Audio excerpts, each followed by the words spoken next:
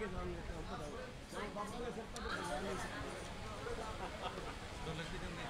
ना बजा दे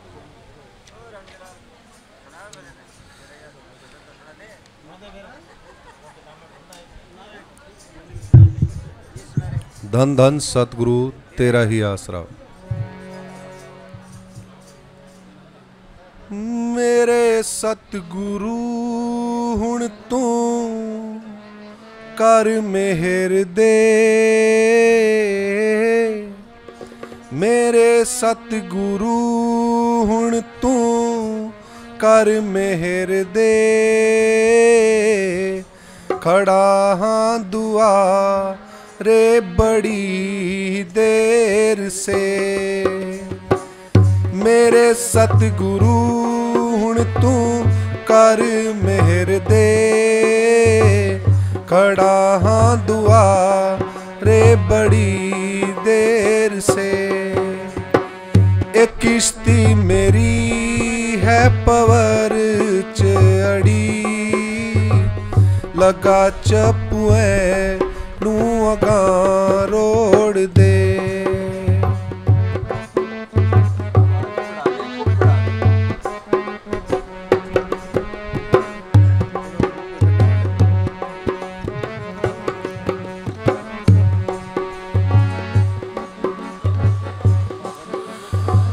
ने खाली मेरे दोवें नैना दे कासे, ने खाली मेरे दोवें नैना दे कासे। बड़ी देर तो तेरे दर्शन दे प्यासे, बड़ी देर तो तेरे दर्शन दे प्यासे। अपने दीदारां दी पा खैर दे बाबा, अपने दीदारां दी पा खैर दे। खड़ा हाँ दुआ रे बड़ी देर से, मेरे सतगुरु तू कर मेहर दे। खड़ा हाँ दुआ रे बड़ी देर से।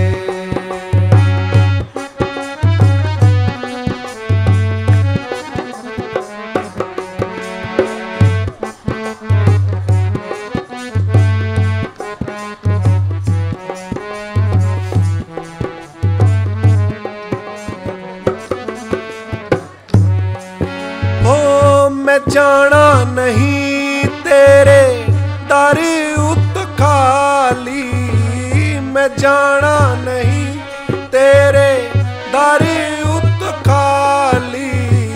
खड़ा हाँ तेरे सामने बन सवाली, खड़ा हाँ तेरे सामने बन सवाली।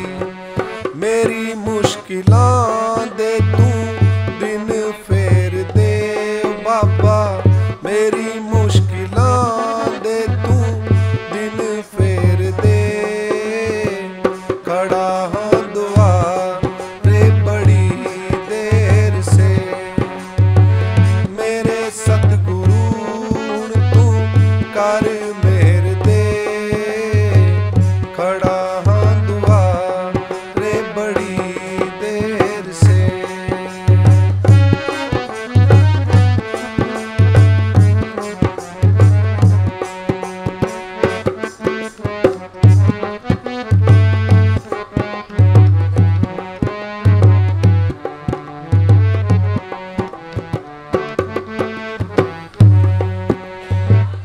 अर्ज मेरी पूरी करनी पवेगी, अर्ज मेरी पूरी बाबा करनी पवेगी। खाली चोली दास दी भरनी पवेगी, खाली चोली दास दी भरनी पवेगी। मैं हाँ भिखारी तू दाता मेरे ओ बाबा, मैं हाँ भिखारी तू दाता मेरे। खड़ा हाँ दो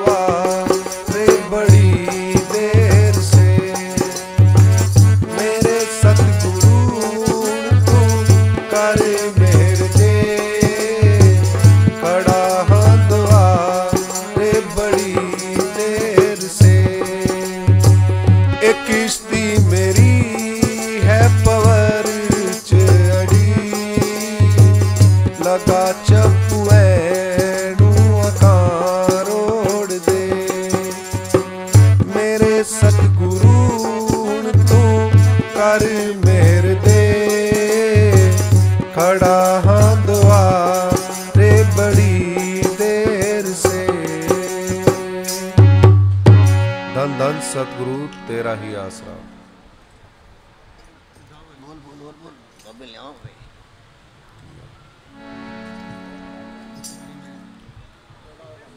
ओ सोने साईं दे दुआरे उत्ते रहना, शायद मन मेहर हो जावे। सोने साईं दे दुआरे उत्ते रहना, शायद मन मेहर हो जावे। शायद मन मेहर हो जावे, मेहर दी खैर पै जावे। सोने साईं दे दुआरे उत्ते रहना, शायद मन मेहर हो जावे।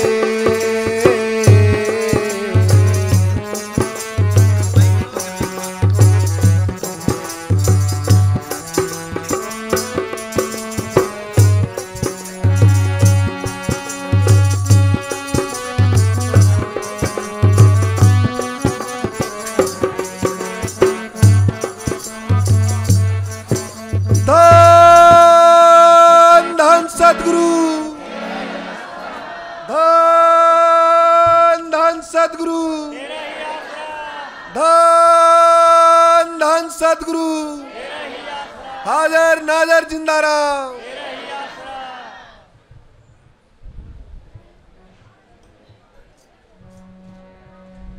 धन धन सतगुरु तेरा ही आसरा।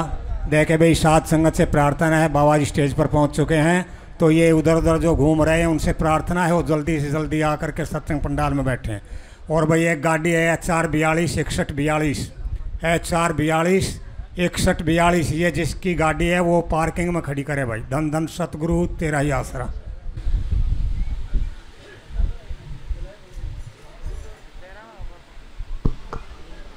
धन धन सतगुरु तेरा ही आसरा, तेरा ही आसरा। धन धन सतगुरु तेरा ही आसरा। अरे वो सद वाले आए कि नहीं महात्मा जी हैं? ये इनका लगवा दे 100 महात्मा जी है इनका। धन धन सतगुरु तेरा ही आसरा, तेरा ही आसरा। पतली है ना ये अरे लगाओ लगाओ सब दे इनका साथ। तेरा ही आसरा है।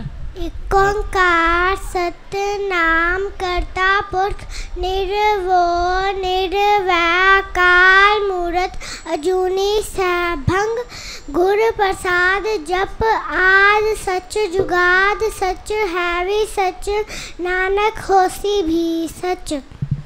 धन धन सतगुरु। यानी इतना बड़ा नाम होता था गुरु नानक साहब का, और इसने तो 1 सेकंड में डरा दिया ना, क्योंकि इतना बड़ा नाम देते थे गुरु नानक साहब है ना। और अपने को छोटा है दे रखे नाम साहब, उसी को जपने में जोर आता है मन को, है ना जी। और दोबारा से बोलना, आराम से बोलना। धीमी गति के समाचार सुने ना, धीमी गति के। ओंकार सतनाम करता पुरख निर्वो निर्वैकार मूरत अजूनी सैभंग गुर प्रसाद जप आद सच जुगाद सच है भी सच नानक होसी भी सच। यानी गुरु नानक साहब लिखे ना भाई, आज सच जुगाद सच है भी सच नानक होसी भी सच। वो भाई परम पिता परमात्मा भाई आज भी है, पहले भी था और बाद में भी रहेगा, सदा रहेगा। पंजाबी में बोलते हैं ना, एक रब का नाम रहना है, बाकी सब छट जाना है थे साहब। एक रब का नाम ही तो रहना है यहाँ पर, और सब कुछ छोड़ देना है। तो पिता वाला बोल दे तो माता पिता वही तो।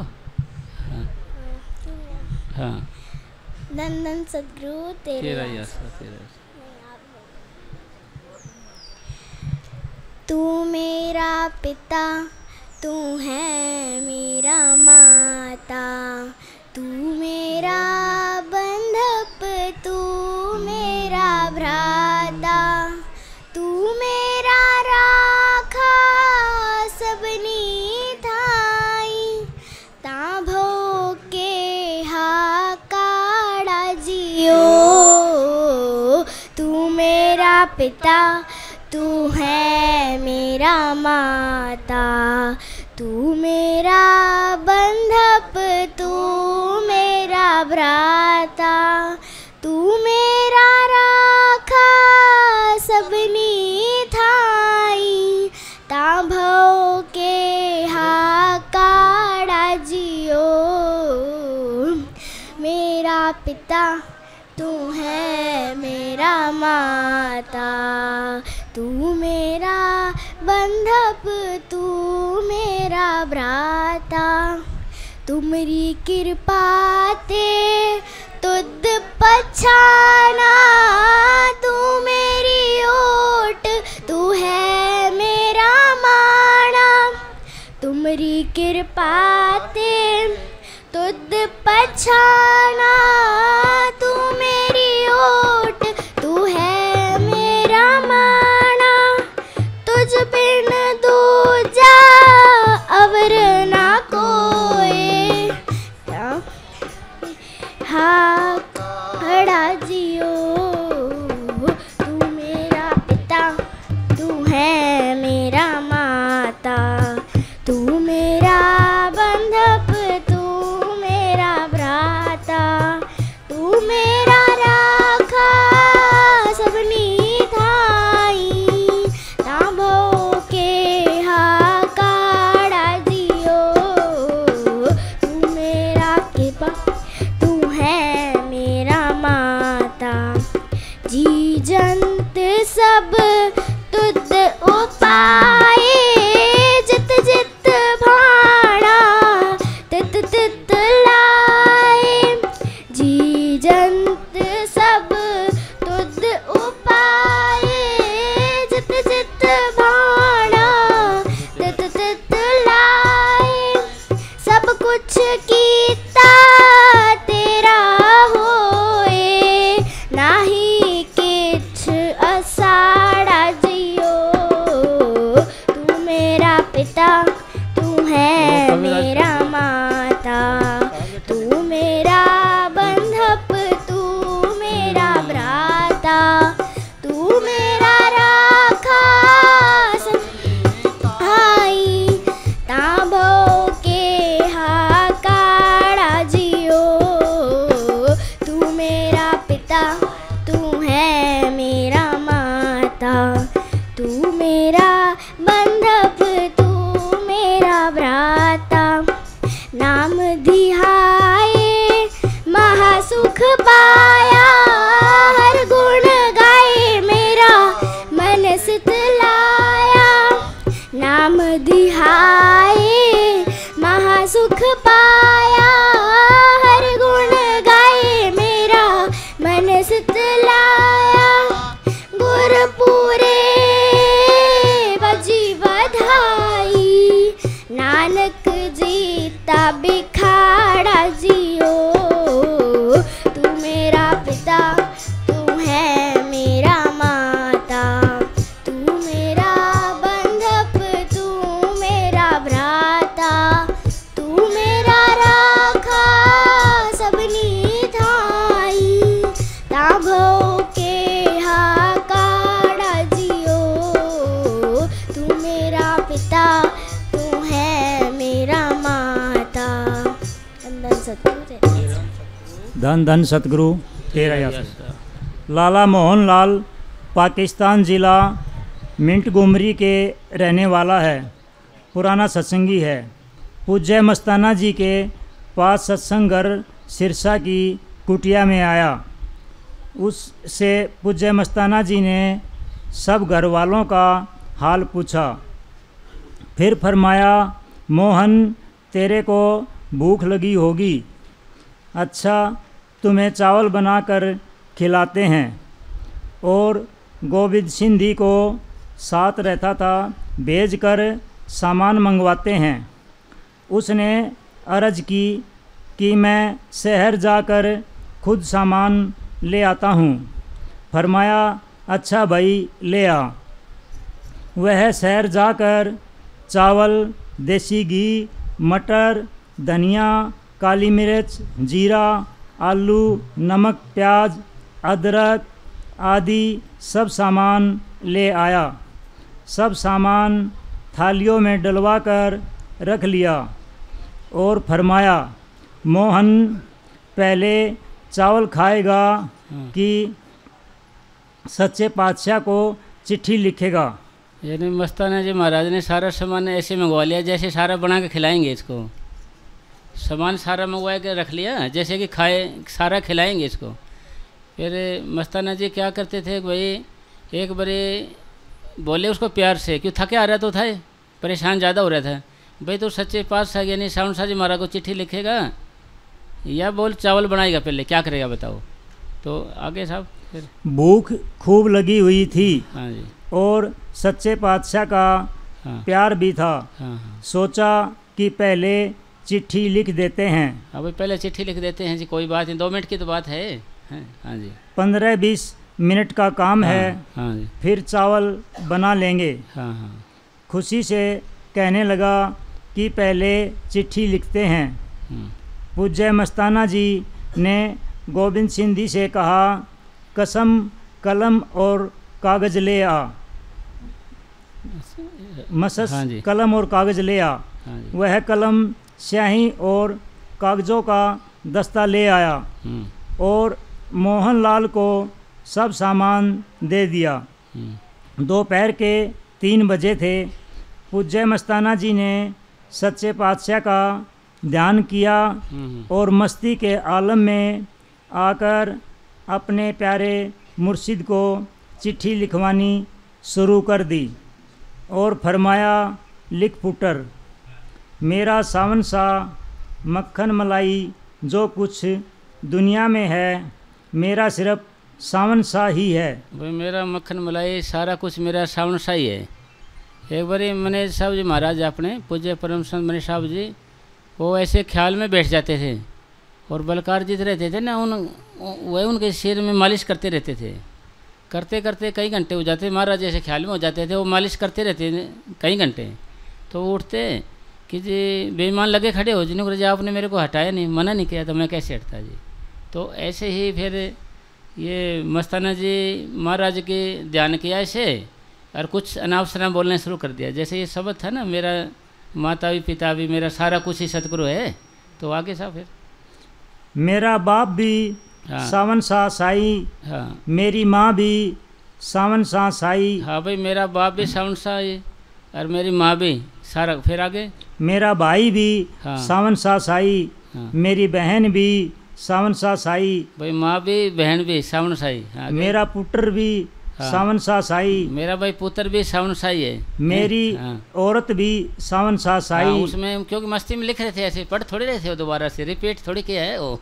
क्योंकि मेरी औरत भी सावन सा ही है। हाँ जी मेरी औरत भी सावन सा ही लिख दिया। फिर आगे सब कुछ सावन सा साई। सावन सा साई लिख दिया। फिर हाँ जी मेरा मुर्शद भी हाँ। सावन सा साई, हाँ मेरा मौला भी हाँ। सावन सा साई। हाँ मेरा मौला भी सावन सा ही। आगे और चिट्ठी लिखवाते गए। हाँ लिखवाते गए, मस्ती में अपना लिख रहे हैं जो और आराम से लिख रहे हैं। हाँ जी उनकी आदत थी हाँ। कि जब मस्ती में चिट्ठी लिखवाते कभी कभी चुप कर जाते, कभी सच्चे पातशाह की बातें शुरू कर देते। हाँ एक छोटी सी चिट्ठी लिखवाते कई बार 3-3, 4-4 घंटे गुजर जाते। हाँ एक चिट्ठी और घंटे गुजरने लगे।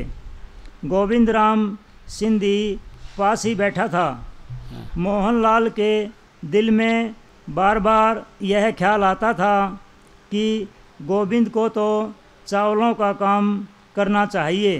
कि वो मस्ती में हो गया, वो भी बेचारा वो सुन के बात है, उसको भूख लगी हुई थी, भाई मेरे को चिट्ठी में फंसा दिया और गोविंद जी को तो क्या करना चाहिए, भाई चावल बना लेने चाहिए इसने तो। हाँ जी मगर क्योंकि मस्ताना जी का कोई जिक्र करता था ना, जैसे मस्ती में जो पेट में बच्चा होता था वो भी नाचने लग जाता था, मस्ती में आ जाता था। वो भी कोई भी जिक्र कर देता था, कोई सारे रात ऐसे खड़े रहते थे परे में, मस्ती में रहते थे सारे दिन, भाई जिक्र कर देते थे ना। एक बारी मस्ताना जी ने क्या किया, भाई दरवाज़ा बंद कर लेते हैं और 6 महीने तक दरवाज़ा नहीं खोलेंगे। भाई दुनिया आती है, दुनिया का सामान मांगती है, दुनिया की चीज़ों के लिए करता है, सतगुरु के लिए कोई आता नहीं है। तो जी एक प्रेमी था ऐसे, वो सोचा भाई दर्शन करेंगे महाराज जी के। वो पेड़ पर चढ़ के ऐसे डेरे के अंदर ऊपर झाँकने लगे ऐसे, झांकते झांकते मस्ताना जी तो आए नहीं, वो डर के पीछे लाठी लेके भागते थे ना वो, भाई ये फिर आ गया ये। तो जी जल्दी जल्दी में उसकी डाढ़ी थी, डाढ़ी उलझ गई बेचारे की ऐसे उलझ के ऐसे नीचे आ गया तो डाढ़ी ऊपर लटकी रहेगी उसकी, वैसे उलझ गई उसमें। हाँ जी, उसके ऊपर उलझ के रहेगी ऐसे। बाबा जी को दूर से बोले, बाबा जी मेरी डाढ़ी फट गई ऐसे आपके चक्कर में नुकरा जी मेरे आपके चक्कर में बाबा जी मेरी डाढ़ी फट गई। मस्ताना जी बोले, भाई तो सतगुरु के लिए यानी प्यार के लिए दुनिया की तो जान चलेगी, तो डाढ़ी के लिए रोता है हैं? तो डाढ़ी के लिए तो यानी प्रेम में खड़े रहते थे प्रेम में। मस्ताना जी कहते थे ऐसे करना, सिर पे बैग लेके आना। मस्ताना जी का कहने से वो बैग ले आते थे और बाहर खड़े रहते दरवाजे का, कब मस्ताना जी अंदर बुलाएंगे। तो वो खड़े रहते थे। एक बार मस्ताना जी ने उनको क्या किया, इनको भाई थाने में बंद कराओ इनको। तो थाने में बंद कर दिया, उनको मार कूट के फिर वहीं खड़े मिले। इनको प्याया क्या रखे है इनको, भाई कुटाई करा दी, फिर भी डेरे के आगे खड़े हैं। तो कि प्याया क्या है इनको, भाई उनको नशा था ना जी, मस्ती थी ना। तो सम तवरेज कहते हैं कि भाई मेरे के अंदर इतनी मस्ती है, मेरे एक बारी नारे बारह लगा दो ना, नारा एक बारी, तो सारा दिन दुनिया आलम मस्त हो जाए। फिर अगर कोई मेरा चोला छूट जाए, उसकी राख हो जाए, वो खेतों में डाले जाए, भाई उससे गेहूँ उगाए जाए। गेहूँ खाने वाले तो दूर है, बनाने वाले पकाने वाले साफ़ सफाई का सब मस्त हो जाएं, सारी दुनिया मस्त हो जाए। तो मस्ती में आ जाते थे ऐसे। फिर बोलते थे भाई हमारे को हुक्म नहीं मस्ती खोलने का। तो आगे बोलो सब आगे। मगर बोलने की हिम्मत न पड़ती। हाँ भूख सख्त लगी हुई थी, हाँ क्योंकि दिल्ली से चला था। हाँ रास्ते में कुछ भी खाया पिया नहीं था। हाँ पूज्य मस्ताना जी चिट्ठी लिखवाते गए और शाम के 6 बज गए। यानी सुबह लगे थे, शाम के 6 बज गए, चिट्ठी पूरी नहीं हुई महाराज की। और लिखवाया कुछ नहीं, माँ भी तू है, भाई बाप भी तू है, बहन भी तू है, औरत भी तू है, सारा कुछ तू है ले। और दोबारा फिर आगे साहब आपने फरमाया, हाँ। अच्छा पुटर चिट्ठी ख़त्म हुई। हाँ चिट्ठी खत्म हुई, बस आपने कुछ बात कुछ नहीं जी, चिट्ठी खत्म हुई जी। आगे फिर जी उसने कहा हाँ जी। आपने फरमाया अच्छा पढ़ कर सुना। भाई पढ़ के सुना, भाई क्या लिखा तुमने, जैसे सब चल रहा था ना, तो ही माता पिता कुटुंब। हाँ जी फिर मोहनलाल जब पढ़ने लगा और यह शब्द आए, मेरा पुत्र भी सावन सा साई, रतन भी सावन सा साई। रतन नहीं, रन रन रन रन मैंने औरत, औरत होता है, रन मैंने औरत होता है। रन भी सावन सा साई। हाँ तो फरमाया, अरे ठहर, ये लफ्ज तुमने कैसे डाले। हाँ भाई अगर ठहर जा तुम, ऐसी बात है ना कही कैसे, मेरी लुगाई भी सावन सा बनेगी क्या, मेरा पुत्र भी सावन सा बनेगा क्या, ये बताते ना ये लफ्ज डाले कैसे, लिखे क्यों। फिर ऐसे पकड़ के ज़बरदस्ती ऊपर ना पाड़ के फिर फेंक दिया जी। हाँ जी फिर आगे जा। अगर हाँ। सच्चे पातशाह हाँ। नाराज हो जाएं हाँ तो तेरी चिट्ठी को हाँ आग लगे। हाँ यानी महाराज जी नाराज हो गए, तेरी चिट्ठी को तो आग लगे भाई, है ना जी। वो क्या करें ना भाई, अगर भाई ऐसे कर दे, नहीं करेगा तेरी माँ बूढ़ी, कहते ना। हाँ जी भाई ऐसे इसने क्या भाई, सामने सामने पता नाराज हो तेरी चिट्ठी को आग लगे। फिर आगे जी चिट्ठी पकड़ी और फाड़ डाली। हाँ चिट्ठी पकड़ी और फाड़ डाली। आपने आप तो लिखवाई थी जी, है ना जी। भाई आपने आप तो लिखवाई थी, कोई पड़ोसी ने थोड़ी लिखवाई थी, आपने आप लिखवाई थी। भाई आया लफ्ज उसमें, मेरी घरवाले भी साउंड सा, हाँ जी मेरा लड़का भी साउंड सा, ये बता मैं ये लफ्ज़ लिखे कैसे, तुमने ये लिखाया क्या, हिम्मत कैसे हुई करके फिर पाड़ दिया जी। फिर आगे साहब। फिर फरमाया हाँ फिर लिख। हाँ और दोबारा चिट्ठी लिखवानी शुरू कर दी। हाँ श्री मोहनलाल ने हाजते ज़रूरी के लिए छुट्टी मांगी तो फरमाया, जल्दी कर, देर न कर। हाँ भाई सोचा भाई मेरे को थोड़ा कम से कम बाथरूम में जाने दे, तेरी तो चिट्ठी पूरी हो गई नहीं जी। हैं भाई मेरे को बाथरूम में जाने, तेरी तो चिट्ठी पूरी नहीं हुई है। आगे दोबारा हाँ। जब चिट्ठी लिखवानी शुरू की तो फिर वही मस्ती की हालत और वैसी ही बातें लिखवानी शुरू कर दी। अक्सर देखा गया कि आपके पास बैठने वाले के होश ही गुम हो जाते थे। हाँ जो मस्तान जी के पास बैठता था उसके होश ही गुम हो जाया करते थे। हाँ जी और अकल और फिक्र के पक्षी नज़दीक ही न फटकने थे। हाँ अकल मतलब दिमाग तो किसी का युद्ध होता ही नहीं था भाई, दिमाग से कुछ पूछ लें या कोई ख्याल आ जाए। हाँ जी आगे। अगर किसी को समझ भी पड़ती तो कुछ कहने की हिम्मत न होती। इसी तरह रात के 9 बज गए। ये रात के 9 बजे चिट्ठी कुछ नहीं साहब, वही बात वही भाई, माँ भी तू, भाई भी तू, बहन भी और औरत भी, बेटा भी, सारा वही बात जो रात के 9 बज गए जी। अच्छा फिर आगे। जब चिट्ठी को पढ़वाया हाँ। तो फिर वही मस्ती भरे हाँ। वचन कि मेरा पुत्र भी साउन सा साई, हाँ। बाप भी साउन सा साई, हाँ। रन भी साउन सा साई। हाँ, ये लफ्ज़ सुनते ही मोहनलाल को झिड़का।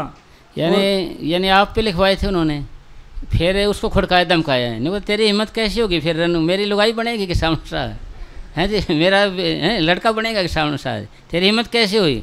फिर जट से पाड़े ऊपर ना, फिर फेंक दिया। फिर चलो लिखो भाई, फिर दोबारा फिर लिखवानी शुरू की चिट्ठी वैसे।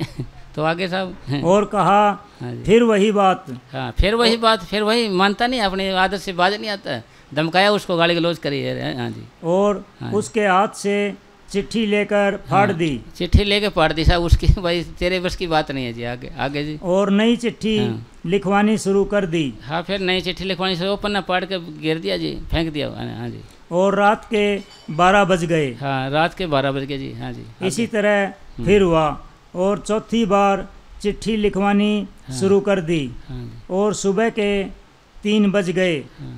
चिट्ठी पढ़वानी और फाड़ देनी। हाँ। मोहनलाल थका हुआ था, दिल्ली से आया था हाँ। और खाना वगैरह कुछ न खाया था। हाँ, वो सामान सारा मंगवा लिया, जैसे कि सारा कुछ बना के इसको देंगे। सारा सामान छोटा मेरे सारा कुछ ही मंगवा लिया जी।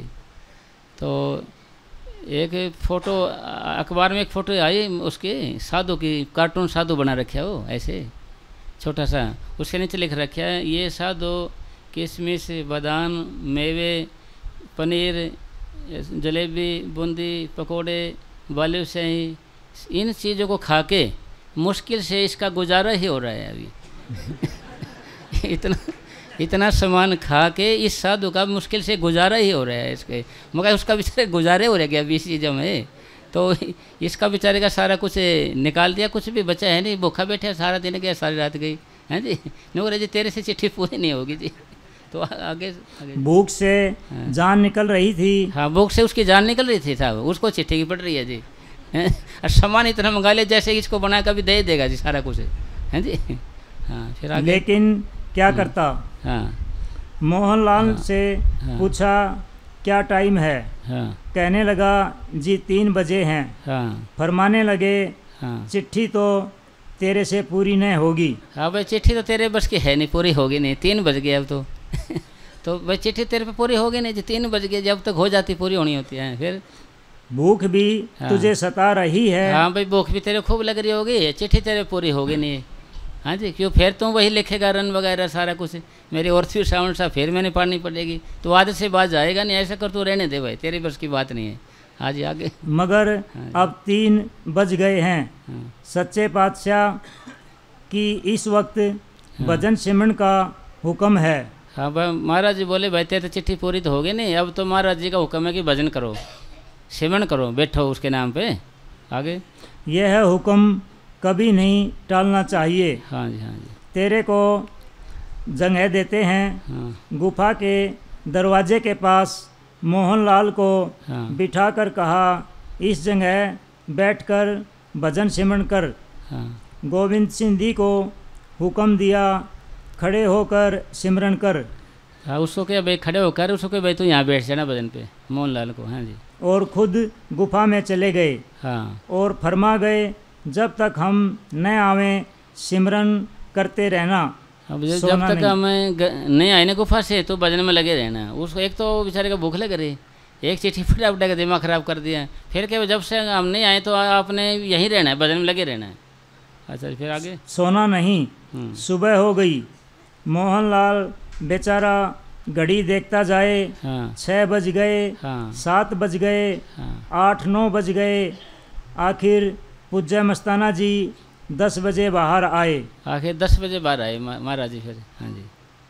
और आते ही फरमाया अब तुम्हारा चावल खाने का हक है। भाई बोले कि भाई अब तो चावल खा सकते हैं, भाई तेरे को कोई दिक्कत नहीं है, कोई परेशानी नहीं है। मतलब कहने का भाव जो है कि मन है ना जी, फरीद साहब ने लिखा है फरीदा ये तन भोकना नित नित दुखिए कौन, कन्नी बुझे दे रहा किते बगे पौन। फरीद साहब जी कह रहे हैं कि मेरा मन है सारा दिन भोगता रहता है, सारा दिन भोगता है, मेरे लिए ये सुख दे, मेरे को ये खाने का दो, ये दे, ये चीज़ दे, ये दे, फिर मैं तो इसकी एक भी सुनता ही नहीं। फिर मैं सुनता का मतलब आवाज़ है, मैंने कानों में बुझे दे दिया, डिकड़े दे देते ना, कानों में रुई दे देते, मैंने तो रुई दे रखी, इसकी मैं एक सुनता ही नहीं एक भी। तो जी मतलब कहने का भाव ये है कि मन ने जो कहा आपने वो दे दिया तो लड़ाई ना हुई। मन ने कहा नींद आ रही है तो सो जाती हैं, सो गए तो लड़ाई नहीं हुई। मन ने कहा भजन पे नहीं बैठेंगे तो वो भी लड़ाई नहीं हुई हैं। मन कहेगा भाई आराम कर ले, हम उसके उल्टा चलेंगे जब तो लड़ाई हुई। गुरुवाणी में लिखा है कि मन नाल झगड़ा मन नाल सत, भाई इसके साथ झगड़ा भी करना पड़ेगा, आपको समझाने पड़ेगा इसको, देख भाई भजन कर इस टाइम, हम नहीं और कोई आपकी किसी फरियाद पे ध्यान नहीं दिया जाएगा, भाई तू बैठ। तो ये फिर नहीं बैठेगा तो आपको बोलना पड़ेगा भाई आपको बैठना पड़ेगा। देखो और सारी बात मतलब ये आप जब बार बार करोगे ये काम तो आपको एक आदमी महसूस होगा, भाई कोई आदमी है जो रुकावट डालता है, कोई आदमी ना नुकर करता है भजन के लिए, बाकी के लिए नहीं, और के लिए आपको कुछ नहीं बोलेगा, सिर्फ भजन के लिए रुकावट डालेगा ये। और तो आप खाते पीते रहो, कुछ बनाते हो रात को, कुछ भी नहीं बोलेगा जी, कोई भी काम हो इसका रात को 12 बजे उठ के कर लेगा, पर भजन वाला काम मौके पे नहीं करने देगा। मन मतलब हर वक्त मन की आदत है उल्टा चलने की, मन उल्टा चलेगा, हर वक्त उल्टा चलेगा, ये कि कभी भी देख लेना भजन की ओर है, वैसे नहीं। वैसे तो 4 सितारे पहुँच गए, देखो जी कहाँ कहाँ चले गए, मन ने तो ले जाया है, मन ही तो लगता है उसमें जी, मन ना लगे तो कोई काम थोड़ी होता है। मन ही गोरख मन ही गोविंद, मन ही गोरख है ये, मन ही गोविंदा, ये अगर अपने आप आ जाए तो, क्योंकि ये भी तो ब्रह्म की अंश है भाई। और ये हर वक्त भटकता रहता है, भटकता किसके लिए रहता है, पागल नहीं है ये सिर्फ स्वाद के लिए भटकता रहता है। और हम दुनिया को दे सकते हैं इसको और कुछ नहीं दे सकते, दुनिया के अंदर इसका मन सदा के लिए स्थिर नहीं हो सकता। मन को सदा के लिए कोई व्यक्ति कोई वस्तु या स्थान सदा के लिए बांध के नहीं रख सकता मन को।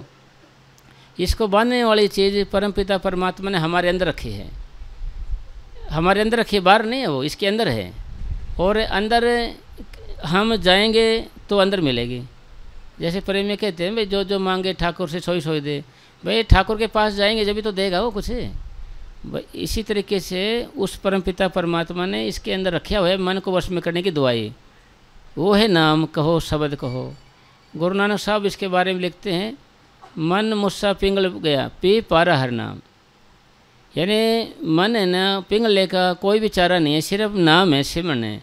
आपसे तो बड़े बड़े यहाँ आए, आपसे तो महान महान यहाँ आए, उनके भी मन नहीं स्थिर हो पाए, क्योंकि ये दुनिया में कोई चीज़ ऐसी है नहीं जो इसको काबू कर सके, बांध के रख सके। सिर्फ नाम है, शब्द है, और वो बाहर की चीज़ नहीं है। इस जग में नाम अलग है भाई, ये तो है नहीं, तो इसको सुनाया था इसने भी, नाम अलग है तो है नहीं, दुनिया की चीज़ें नहीं है तो यहाँ की तो ये तो ब्रह्म पारब्रह्म से बाद मिलेगी हमारे को चीज़। इसलिए क्या करना पड़ेगा आपको, आपने अभ्यास करना पड़ेगा इसके लिए। और अभ्यास कौन सा करना पड़ेगा, जो बाबा जी ने हमारे को नाम दिया है ना, सिमरन दिया है, उसका अभ्यास करना पड़ेगा। और उसका अभ्यास हम करते तो हैं और बैठते भी हैं। सोचे अभी हर वक्त हर प्रेमी ये कहेगा भाई मेरे तो कुछ फ़र्क नहीं पड़ा, हर एक प्रेमी ये कहेगा जी हमारे तो इतने साल नाम लिए हो गए जी, कुछ फ़र्क नहीं पड़ा जी कुछ भी। तो फिर ऐसा लगता है कि जैसे बाबा जी ने हमें कुछ बचा खुचा नाम दे दिया हो, ऐसा तो नहीं लगता कभी भाई बचा खुचा नाम दे दिया, असर नहीं कर रहा हमारे कुछ। बचा खुचा नाम दे देते हैं ना भाई, चल रहा है ये पढ़ा था ये दे देते हैं इनको। या फिर ऐसा लगता है कि जैसे एक्सपायरी डेट का दे दिया हो, भाई डेट पूरी होगी, वैलिडिटी पूरी हो गई थी, वो दे दिया हो, कदे काम नहीं कर जाओगे, वैलिडिटी पूरी होगी है इसको, तो भाई काम का नहीं है तो वह दे दिया है ना। तो इस तरीके का मन विचार करता रहता है हमारा ये। तो और ये नहीं कहेगा कि भाई तेरे में कमी है सारी, ये नहीं कहेगा जी मन। तो इसलिए मन है ना जी बहानेबाज है, और वहाँ कोई बहाना नहीं चलेगा ना बंदे तेरा कोई बहाना। और चीज़ आज भी वहाँ पर है, कल भी है, परसों भी, नरसों भी, चीज़ वहीं मिलेगी। आज भी है, कल भी, परसों नरसों वहीं पर है। आपने वहाँ पर जाना है, सतगुरु वहाँ से अपनी ओर नहीं आएगा जी।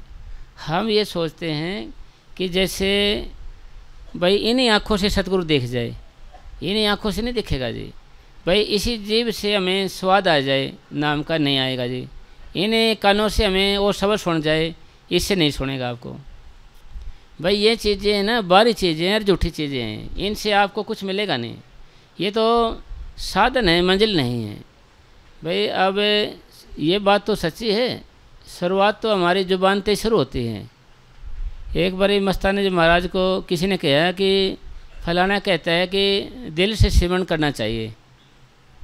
तो मस्ताना जी महाराज बोले उसको कि दिल से उसकी माँ सिमरन करेगी, भाई दिल से उसकी माँ सिमरन करेगी। फिर नूर भाई शुरुआत जुबान से होगी, शुरुआत जुबान से होगी, फिर ये कण चक्कर में जाएगा, फिर हृदय में जाता है। अब हम सिमरन पर तो बैठ जाते हैं, हम ये ध्यान नहीं देते भाई मन कहाँ है और हम कहाँ हैं, और मन क्या बातें दोहरा रहा है ये भी नहीं ध्यान देते। भाई मैं तो खाली बैठने के आदी हो गए। जैसे मान ले बच्चे को स्कूल में भेज दो आप, वो खाली बैठ जाए वहाँ पर, तो क्या होगा जी? खाली बैठ जाए तो पढ़ेगा नहीं वो। तो इसलिए बैठने आना एक तरक्की है। फिर उससे आगे भी तो स्टेप चलना है ना, आगे नहीं चलेंगे तो बीए में नहीं बन सकते हम। इसलिए हमने आगे जाना है। आगे जाने का मतलब क्या है कि हमने नामों को दोहराना है। यही आप गलती कर रहे हैं, और ये बात से हमें कोई रोज़ समझाता रहे इसी बारे में, से पल पर समझाता रहे। मन इस बात को पकड़ना चाहता नहीं है, ये मन इससे जलता है भाई ये मैं काम नहीं करूँगा। क्यों नहीं करेगा? क्योंकि ये अब हम इसके बस में हैं, अब हम इस मन के बस में, फिर हम इसके बस में हो जाएंगे।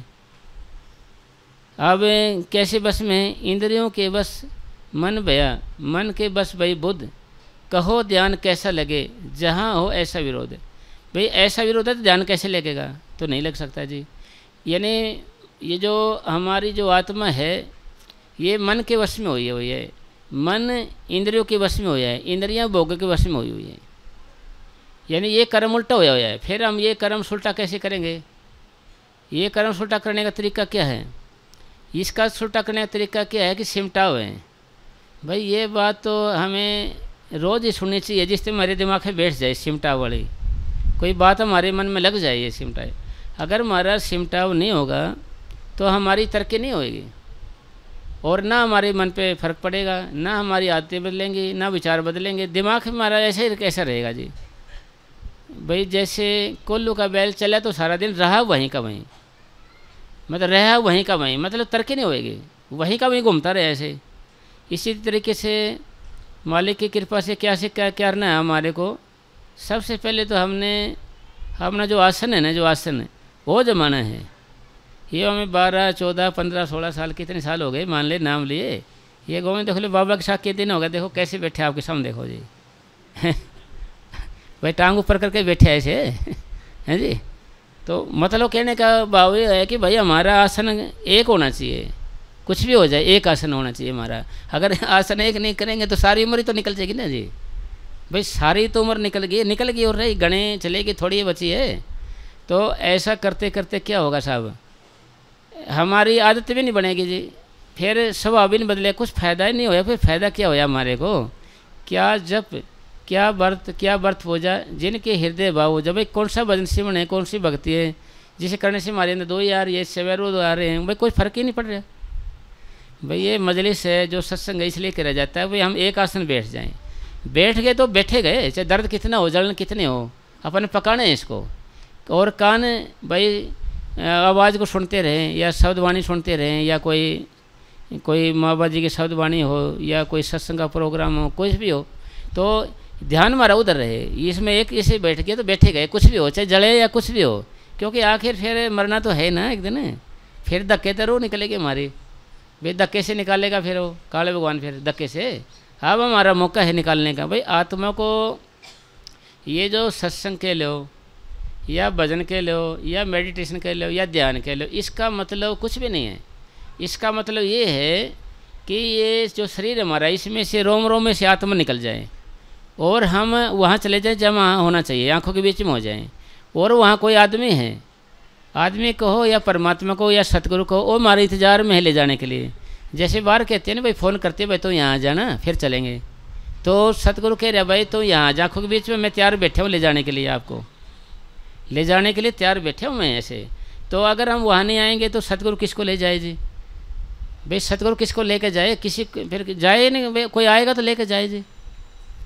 एक बारी कृष्ण भगवान को नारद मुनि ने कहा भाई आपके वैकुंठ यानी सरोग काफ़ी खाली पड़े हैं, कोई 2-4 के बीजे बाजे लगवा देना। भाई 2-4 के बीजे लगवा दे, भेज देंगे उन्हें टिकट टूट करवा करो के। मगर मैं तो 2 के, मैं तो 10 के लगवा दूँ, कोई आने वाला तो है ही नहीं जी। मैं तो फ्री भेजे कर रखे, मैंने तो जी फ्री है जी, टिकट विकट के कोई पैसा वैसा नहीं है। मगर ऐसा कैसे हो सकता है कि स्वर्ग में भी कोई जाने को तैयार नहीं है जी। तो जी फिर तो आप अगर जो हो तो ले आओ भाई, मैं ले जाने को तैयार हूँ, मैं तो ऐसे ऐसे ले जाऊँगा बिना उसके ही। तो उन्होंने सारे को पूछा भाई स्वर्ग में ले जाना चाहते हैं तेरे को, अरे देख लो तैयार हो तो आ जा स्वर्ग में। तो वो चारों पासे घूमता रहे, कौन तैयार है जी, कोई तैयार नहीं हुआ जी कोई। फिर एक रास्ते में सुअर साहब मिल गए, क्योंकि भाई सुअर को भी साहब बोलना पड़ेगा ना जी, तो नहीं गड़बड़ हो जाएगी साहब फिर। तो उसको नारद मुनि ने उसको सुबह का टाइम था, गुड मॉर्निंग वगैरह बोला, और सुअर साहब कैसे हो, भजन भजन की बात करी, काम धंधे की। नहीं बोला जी सारा कुछ सही है जी मेरा, तो मैं तो जी आराम से रह रहा हूँ, मजे, मैंने कोई टेंशन वेंशन नहीं है जी, तो आप नहीं देखे। नौकर भाई मैं तो आपके लिए आया था जी। तो नौकर क्या आया था मेरे लिए भाई, स्वर्ग खाली पड़े हैं और बहुत अच्छी जगह वहाँ पर, दूध और शहद की नदियाँ बहती है वहाँ पर, आदमी कभी वहाँ बूढ़ा नहीं होता हैं, और भाई जवानी बनी रहती है वहाँ पर, अप्सराएं सेवा में लगी रहती है वहाँ पर, और रेशमी पालने लगे हुए हैं ऐसे, और फूलों के बाग हैं, खुशबू बनी रहती है सारे दिन वहाँ पर, मज़े हैं पूरे। नहीं रहा हो तो भाई ठीक है, तो मैं अपने वाइफ से सलाह कर लेता हूँ, फिर तो बताऊँगा। ये अकेला मैं निर्णय कैसे ले सकता, इतना बड़ा ज़्यादा बड़ा प्रोजेक्ट है तो भाई तो ज़्यादा बड़ा प्रोजेक्ट है भाई, मैं अकेला निर्णय कैसे ले सकता हूँ ये। तो भाई अपनी वाइफ से मैं सलाह मशवरा करता हूँ, 2-4 रिश्तेदारों को बुलाऊंगा, मीटिंग लेऊंगा एक, फिर तो मैं सलाह दूंगा आपको कुछ। तो जी उसने जी मोहलत मांगी 5-6 दिन की, तो हो गया टाइम। तो जी बताओ जी कैसे क्या करना है जी। नौकरी जी भाई ऐसी ऐसी बात है, ये सारी बात हो गई। तो बोले कि जी आप रहने दो, घराली उसकी बोली आप इसको रहने दो जी, मैं बात करूँगी वो कौन सा आदमी है भाई जो फ्री वीज़ा दे रहा है तो फ्री वीज़ा दे रहे थे, मैं बात करता हूँ उससे जी। वो बोले घराली जी मैं ही बात करूँगी उससे, तो रहने देना। बोले जी सुनाओ। हाँ जी नार जी, हाँ कैसे, वैसी सी बात है, बढ़िया सुख शांति है, चैन है। अच्छा जी ठीक है, सारा कुछ है कि? हाँ जी सारा कुछ है। बोले जी वो तो तेरी बात मान ली, सारा ठीक है, मेरे को ये बताओ ये जो स्वादिष्ट गंदगी पड़ी है ना हमारे पास, ये इधर देखो आना है तो बुलाया उसको, ये या मिलेगी कि वहाँ पर स्वादिष्ट गंदगी बोले उसने उसको, हैं 36 नौकरी जी 36 प्रकार का भोजन है हमारा ये। हाँ तो आप बताओ ये वहाँ मिलेगी तो यस, नहीं तो नो। नौकरी जी नो है जी, तो फिर वहाँ थोड़ी मिलेगा जी, कचरा है तो गंदगी है हमारे लिए, तो ये गंदगी है तो भाई तेरा स्वर्ग है ना, वैकुंठ तुझे ही मुबारक हो, हमें नहीं जाना वहाँ पर, हमने नहीं चाहिए। तो कहने का भाव है मन का, मन है जो हमारा एक शक्ति है, ये हमारा जो मन है एक शक्ति है, ये शक्ति। तो ये क्या है कि साहब ये छोटी मोटी चीज़ें से इसका मन भरता नहीं है, छोटी चीज़ें हैं, दुनिया की चीज़ आर्जी हैं, अस्थायी हैं, थोड़ी देर सुख मिलता है इनमें। ये चाहता है कि भाई मुझे अव्वल रस मिले, स्वाद मिले, इसका खाली मेडिटेशन ही इलाज है और कुछ नहीं है जी।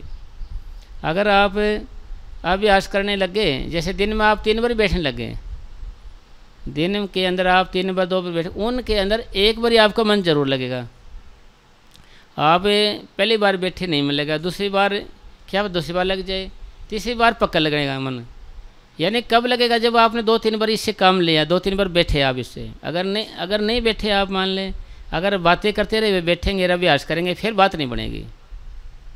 तो इसलिए सारी बातों का निचोड़ क्या है कि शुरुआत फर्स्ट सिर्फ ये हमारा आसन होता है, सबसे पहले हमारा आसन होता है, और एक आसन होना चाहिए एक। भाई अगर हम आसन बदलते रहे, मान लें आसन बदलते रहे, तो भाई एकाग्रता कैसी होगी। दूध पे मलाई जब आती है, जब अड़की आग पे चढ़ाया जाए, दूध को हिलाया ना जाए, यानी हिलाने शरीर को हिलता रहेगा ना जैसे, तो मलाई नहीं आएगी। मलाई का मतलब एकाग्रता नहीं होगी, एकाग्रता नहीं होगी तो आपको चैन नहीं मिलेगा भाई, खुशी से मिलेगी, यानी ख्याल कम नहीं होंगे आपके। भाई बीपी वगैरह है ना, ये नॉर्मल नहीं होगा, नहीं तो बढ़े रहेगा आपका, उदास बने रहोगे आप, परेशान बने रहोगे, तो आपका किसी में दिल नहीं लगेगा, मन नहीं लगेगा। जो आपका अगर ऐसे बैठ गए तो 1 सेकंड भी मन लग जाता है, 1 सेकंड, तो आप में इतनी खुशी शांति आ जाएगी, इतना शरीर एकदम हल्का हो जाएगा। ये तो आप कहोगे कि ये तो बहुत अच्छी चीज़ है जी, बढ़िया है। मगर ये 1 सेकंड आपका, आप 2 घंटे बैठे रहे, 2 घंटे के बाद 1 सेकंड आती है या 2 सेकंड आती है, 2.5 घंटे, तो जब भी एकदम जब लग सकता है ये, मतलब ऐसे है ये नहीं कि भाई मन कहता है मैं अब आज लगूंगा या अभी लगूंगा, ऐसे नहीं है। आप 2 घंटे बैठे रहे, यानी भटकते हुए मन से, फिर आप पाओगे कि 2 घंटे से 1 सेकंड ऊपर हो, एकदम ये मन कैसे लग गया भाई, एकदम क्या हुआ ये भाई, एकदम आनंद सा आ गया, ये तो भाई कहाँ से था, ये क्या था, है तो आपके अंदर है ये भाई। आप ये बताओ जी, टेंशन कहाँ से आती है, अंदर से आती है। तकलीफ़ कहाँ से आती है, अंदर से आती है। खुशी कहाँ आती है, अंदर से आती है। बेचैनी कहाँ से होती है, कहने टेंशन हो रही है हमारे, कहाँ से है, तो हमारे अंदर है वो भी। इसी तरीके से सुख है ना, जो चैन, जो आनंद, वो भी हमारे अंदर दिया भगवान ने। तो इसका मतलब क्या होया अब भाई, वैसे हम बैठेंगे ऐसे भजन पे, एक आसन पे, तभी ये सिमटा होना शुरू होगा, नीचे से शुरू होगा जी। अगर आप ऐसे नहीं बैठे, एक आसन नहीं बनाया आपने, और बड़े अफसोस की भी बात है, शर्म की भी बात है भाई, 20-30-40 साल हो गए, अभी हमारा एक आसन ही नहीं बनया जी भजन का। फिर एक आसन नहीं बनया तो फिर आप बताओ जी, फिर तरक्की कैसी होगी? तरक्की नहीं हो सकती जी भाई, तरक्की होएगी नहीं। इसलिए आप है ना जी, एक आसन बना लो। और आसन का मतलब ये होता है कि बैठक, सिटिंग, इसकी परिभाषा होती है भाई शरीर की ऐसी हालत, ऐसी अवस्था जिसमें हम लंबे समय तक बिना दर से बैठे रहे, उसको आसन कहेंगे भाई। एक करना पड़ेगा आपको, इसलिए हम कदे तो सीधी टांग करके बैठ जाएंगे, कभी घोड़े मोड़ के बैठ जाएंगे, कभी आलती पालती, कभी ऊपर नीचे ऐसे बैठ जाएंगे, कभी ऐसे खोलेंगे पैरों को, हैं, कभी ऐसे टेढ़े हो जाएंगे, कभी लंबे होते हैं, कभी कमर का लगा लेंगे, कभी गर्दन को ऐसे लगा लेंगे भाई। भजन करने के लिए मतलब एक आसन की ज़रूरत है। जैसे हमारे ऋषि मुनि भी एक आसन में ऐसे बैठे रहते थे, आपने देखेगा फोटो में, ऐसे हमने बैठना है भाई। पहले सबसे पहले आसन हमारा मूल आसन से शुरू होता है। मूल आसन कहे गए इसको। वो तो ये तो प्रेमी वैसे जैसे भजन बैठा हो ना जी, बैठना हो जब, तो ऐसे आप बैठ सकते हैं, एक आगे पैर हो गया, एक पीछा हो गया, क्यों नहीं जी। तो अक्सर हम ये ऐसे बैठेंगे, ये ऐसा करेंगे जी भाई। हर एक सत्संग में ये बात बतानी ज़रूरी है, क्योंकि मन के लग जाए, समझो आ जाए, थोड़ी बहुत बात तो अपन सारी कह के घुमा के यहीं ले आना है अपने को। तो ऐसे बैठ जाते हैं, इसमें यहाँ जलन होने लगेगी आपके, थोड़ी देर में यहाँ होने लग जाएगी। फिर आप इसको ऐसे ऐसे करोगे, ऐसे ऐसे करते रहेंगे, ऐसे ऐसे करते रहेंगे, तो एकाग्रता आएगी नहीं जी। वैसे आप कोई सियासत में बैठे रहो, भजन के अवसर की बात है ये। तो ये मैंने अपने आप नहीं बनाया आसन, ये ना। एक बार ये रामपुरे डेरे में मैंने साहब जी किसी को बता रहे थे आसन को, अरे बेईमान इसको ऐसे कर लो, फिर इसको बाहर निकालो, ले कहाँ दर्द है बताओ। उसको बोले हम बाबा जी ने कि बोलो कहाँ है दर्द, है तो नहीं करे जी, ये तो बहुत बढ़िया है जी भाई। फिर अब समस्या ये आए कि भाई किसी के रात डली हो मान ले, तो बेचारा कैसे बैठेगा, ऐसे नहीं बैठ सकता जी। तो ये आसन है अकॉर्डिंग टू बॉडी, शरीर के अनुसार है ये आसन। शरीर भाई आपको राड लगी हो तो भाई सीधे टांग करके बैठ जाओ आप। फिर कहता भाई मेरी कमर में दर्द रहता है, तो भाई तो दीवार का सहारा लगा ले या कुर्सी बैठ जा। ये एक आसन सा बना ले भाई, पीछे एक कुर्सी का ऐसी गोलाई बनाया कि भाई गर्दन ना लगे, गर्दन लगने का मतलब फिर नींद आ जाएगी, सो जाएंगे आप। तो इस तरीके का अपन जमाना आसन है ये। तो पहला आसन तो ये है कि भाई नीचे आप कैसे बैठ सकते हो, एक बना लो। जैसे ये बैठे ना सीधी टांग करके, भाई सीधी टांग करके ही रखना है, फिर मोड़ना नहीं है, ठीक है। तो कुर्सी पे बैठ गए तो कुर्सी पे ही बैठे रहना है, हिलना नहीं है आपने भाई। एक आसन कोई बनाओ जो आप पे बनता है जी। और बुजुर्ग है भाई, ना तो भाई मैं बैठ सकता हूँ ना कुर्सी बैठ सकता हूँ, तो मेरा क्या होगा भाई। आप लेट के कर सकते हो, लेट का तो कर, लेटे तो है आदमी भाई, लेटता तो है भाई। लेटने के लिए सीधी गर्दन करके न भाई, ऐसे विष्णु भगवान बन जाए, ऐसे ऐसे गर्दन करके, ऐसे थोड़ी गर्दन ऊपर हो जाए, सीधी टांग कर ले, बाईं करवट पे लेटे, ये ध्यान रहे, जिससे हजमा भी हो जाए उसका, अरे पाचन तंत्र भी ठीक रहे। इससे क्या होगा जी, आप भी जब सोने जाओगे, जैसे आप भी ऐसे करके भजन करते रहो आप भाई, कम से कम 15-20 मिनट, आधा घंटा कुछ तो हाथ लगेगा जी। तो सारी बातों का निचोड़ सार ये आया कि भाई अव्वल यानी फर्स्ट एक आसन होना चाहिए, ये मूल आसन बोलते हैं इसको, क्योंकि नए प्रेमी भी आ जाते हैं। हमने जीरो से चलना चाहिए, जीरो से ले जाना चाहिए पहले, क्योंकि हम प्रेमी क्या करते हैं, ऐसे बैठ जाएंगे, कैसे अरे बैठ से 10 मिनट घंटी तो लगानी, हाजिरी लगा लेते हैं, वो कैसे बैठ जाते हैं, फिर बेचारे उठ जाएंगे, दोबारा करेंगे। तो पहली शर्त क्या है कि भाई हमने एक आसन में रखना है, ये आपके शरीर के अनुसार है जी भाई। ये बैठे ना आपके सामने, देखो सीधी टांग कर बैठे ना, आराम से बैठे, ऐसे बैठे रहना अपने को, फिर आदत बन जाएगी। मतलब ये मत समझना कि भाई चौकड़ी मारने से रूह सिमटेगी, या सिर टांग करने से या फिर आप लेट के, ये रूह सिमटेगी जब आपका मन आँखों के बीच में हो, वही नामों को धराएगा। यानी सिमरण करना भी उसको कहते हैं, जब हमारा मन आँखों के बीच में है वही नामों को धराए, तो ये इसको सिमरण करना कहेंगे। अगर ऐसा सिमरण करेंगे, चाहे तो आपकी हालत बैठ के है, चाहे लेट के है, चाहे कुर्सी बैठ के है, चाहे कैसी भी अवस्था है शरीर की आपकी, इससे कोई महत्व नहीं है, इस चीज़ का कोई बंधन नहीं है। मतलब शर्त ये है कि आपका मन आँखों के बीच में हो, वही नामों को धराए। शर्त ये है जी, दूसरी नहीं है जी, शर्त एक है। अगर आप लेट के सिमरण कर रहे हो, ऐसे कर रहे हो, तो आँखों के बीच में ध्यान नाम, तो फिर भी आपका सिमटा होना शुरू हो जाएगा। और सिमटाव वैसे शुरू होगा जैसे कि गुरु नानक साहब ने लिखे है। यानी ये 12 है ना, 12 ये शरीर के बारे में बताया है। 12 कोट जैसे महल के 10 मनूर महल, यानी 10 दरवाजे है ना, कोट 10 मनूर महल बताया गया। 10 का मतलब ये, तो कहने का मतलब ये है भाई मालिक की कृपा से, सतगुरु के आशीर्वाद से, अगर ये काम अगर आप एक रस करने लग जाओ, एक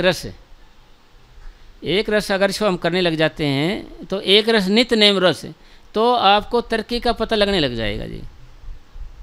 आप एक रस आप करते हैं, जैसे एक रस का मतलब है कि भाई नित्य नेम का मतलब है कि रोज़ रोज़ का मतलब ये है कि भाई निश्चित आसन हो जाए, निश्चित समय हो जाए और निश्चित जगह हो जाए।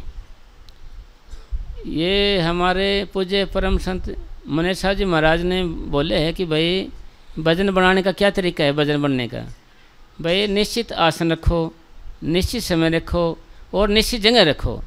मन लगे चाहे ना लगे, ये मन को वश में करने की उत्तम विधि है, मन में वश में करने की विधि है। अगर आप एक जगह बैठोगे, आपको लगेगा इसका फ़ायदा क्या होता है एक जगह बैठने का? एक जगह बैठने का फ़ायदा ये है कि वहाँ सत बनने लग जाएगा। सत का मतलब नहीं है कि वहाँ बैठने से सुकून मिलेगा, आपको शांति मिलने लग जाएगी एक जगह बैठने से। और भाई डेरे में तो आप महीने में आओगे, भाई रहना तो घर पे ही अपने को। यानी कामयाब हम कहाँ पर होंगे? जहाँ पर हम ज़्यादा समय पर रहते हैं। ज़्यादा समय हम अपने यहाँ घर होता है वहाँ रहते हैं, अपने घर में रहते हैं, ज़्यादा समय वहीं रहेंगे। वहीं पर आपने ऐसी चीज़ टाइम टेबल बना लेना है, टाइम टेबल बना लेना, एक भाई रोज़ का टाइम टेबल बना लेना। टाइम टेबल नहीं बनाया, मान लिया आपने, समय सारणी नहीं बनाई, तो आपका मन भजन नहीं करने देगा आपको भजन ना बैठने के बहाने ढूंढता ही रहेगा जी। मन हमारे पे दावा बोलता ही रहेगा। ये मन हमारे पे दावा बोले, इससे पहले हम इस पे दावा बोल दें, यानी हम टाइम टेबल बना लें, समय सारणी बना लें। समय सारणी बिना ये मन भजन नहीं करने देगा आपको। फिर क्या है कि जैसे आप ड्यूटी वाले आदमी कहेंगे भाई मेरा टाइम टेबल नहीं बन सकता, जी आपका ही बन सकता है टाइम टेबल। आपका टाइम टेबल कब है? जब आप ड्यूटी से घर आते हो ना, जब भी घर आते हो, शिफ्ट यानी शिफ्टा में भी होती है ड्यूटी, शिफ्टा में तो किसी भी तरीके में हो, जब भी आप घर आओगे कमरा आपका अलग होना चाहिए। शर्त ये हो वहाँ कोई सोने नहीं देना, ना कोई खाने पीने वाला हो, कोई नशेड़ी आदमी हो वहाँ पर। तो हाँ, पढ़ने वाले बच्चे बैठ सकते हो जगह पे, पढ़ने वाले बच्चे होते हैं तो उनको बिठा सकते हो आप। और उनको बिठाओगे तो क्या होगा, उनका मन भी पढ़ाई में लगेगा, अच्छे से सत बन जाएगी। कोई भी जगह देख लो जी आप, भाई ये आश्रम है, ये भी तो खेते थे यहाँ भी, ये भी तो खेते थे यहाँ पर। जगमाल वाला डेरा क्या था, वहाँ भी खेती तो थे, टिब्बे थे वहाँ पर, कोई पानी का नहीं। और बाजू पर डेरे देखे वो भी खेती थे, बरामपुर डेरे वो भी तो खेती थे। तो बने किससे? भजन से, मेडिटेशन से बने। आप भी अपने घर ऐसे भजन सिमरन करने लगे ना एक जगह बैठ के, तो आपका भी डेरा बन जाएगा वहीं पर। आपको डेरे का मतलब आपको सुकून मिल लग जाए, शांति मिले, भाई यहाँ आके भाई कुछ अलग जगह है, ये इसमें भजन करूँगा, बैठूँगा इसके अंदर। तो जी पहला तो शर्त ये होगी कि ये आसन हो गया अपना एक। फिर दूसरा है कि भाई प्रेमी लोग है ना, ये जो कमर है ना, इसको ऐसे झुका कर बैठ जाते हैं या करते हैं ऐसे। ना तो हमने इसको झुकाना है, ना ही अकड़ना है। गर्दन, ये कमर जो रीढ़ की हड्डी, ना तो ऐसे अकड़ना अपने आप ही, ना बिल्कुल नीचे झुके बैठना। आधे आदमी नीचे झुक ऐसे बुढ़िया से फूक के बैठ जाते हैं, ऐसे बुढ़िया से फूक कैसे बैठ कर बैठ जाएंगे। सोचा कैसे बैठे हैं, एक बोले ऐसे ऐसे बैठ गया जी, नहीं और कैसे नहीं, टाइम का पता नहीं चला, जल्दी टाइम पास हो जाएगा इससे, नींद ऊंद आके जल्दी घंटी लग जाएगी जी। इसका मतलब भाई हम भजन को नित्य नेम वाला चक्कर कहो या इंटरेस्ट के साथ कहो या निजी काम समझ कर नहीं कर रहे इसको, हम तो कर रहे हैं फॉर्मेलिटी के लिए। भाई इसको तो फॉर्मेलिटी के लिए कर रहे हैं, भाई होएगा हो जाएगा, कौन सा अपने कौन सा। भाई एक प्रेमी था कोई, नोरे भजन होएगा हो जाएगा, हमारे कौन सा दान सूखते हैं भाई। दान का मतलब ये जीरी पेटी बोलते हैं जिसको भाई, हमारे को पानी ज़्यादा लगता है ना उसके अंदर है, हमारा कौन सा जोना सूखता है। पंजाब वाले होंगे प्रेमी है, हाँ जी, हमारा केड़ा जोना सूखता है, महात्मा जी पीछे बैठे ना राव, हाँ जी। तो भाई होएगा हो जाएगा, है ना जी। इसी तरीके से सारी बातों का निचोड़ क्या है कि भाई इस काम को हमने अपना नहीं समझा अभी तक है। भाई मेरा काम है मैं नामक दोहराना शुरू करूँ, मेरी हालचेक कैसे भी है। फिर ये गर्दन का है, गर्दन अपन झुका के नहीं बैठना, ऐसे झुका के नहीं बैठना। आते फिर में कहेंगे भाई बाबा जी तो ऐसे बैठे रहते यार, तुम मेरे न्यारा ज्ञान सिखाता है तो बाबा जी तो ऐसे बैठे रहते थे झुका के, यार तुम मुझे न्यारा ज्ञान सिखाता है। भाई ज्ञान नहीं सिखाते हमको, वो भगवान थे, वो कैसे बैठे हम उनकी वो नहीं कह सकते, उनके बारे में नहीं कह सकते। भाई अक्सर हम नीचे गर्दन झुकाएंगे तो हमें नींद आ जाती है। कभी भी देखे होगा आपने, भाई आपने देखे होगा ये तो भाई गर्दन ऐसे झुक जाएगी ना।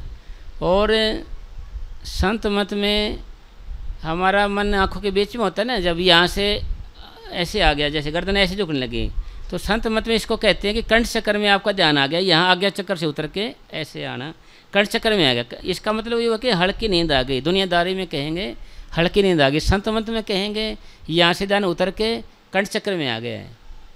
और गहरी नींद आ जाती है तो हम नाभि में आ जाते हैं, और गहरी पता ही नहीं रहता आधे आदमी को, कितना ही खुड़काओ धमकाओ, कितना कुछ करो खुड़काओ, उनको चेतनता नहीं आएगी जी।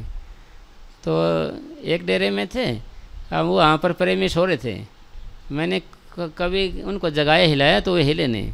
तो चप्पल थी ना जी, प्रेमी को बोले 2-2 चप्पल मारना, पैरे का देखना, 2-2 चप्पल मारे खींच के, उनको असर नहीं हुआ कुछ भी, उनको पता ही नहीं चला जी कहाँ है क्यों। तो फिर आप कहोगे ऐसे कैसे होता है भाई, हर एक आदमी जब सोतेगा ना चेतनता यहाँ आएगी, यहाँ से गिरेगी, फिर यहाँ आएगी, यहाँ आएगी भाई, कंठ चक्कर में हल्की नींद आएगी, यहाँ नाभि में आएगी ना तो गहरी नींद आएगी, ऐसे तो नाभि में आ जाती है उनकी।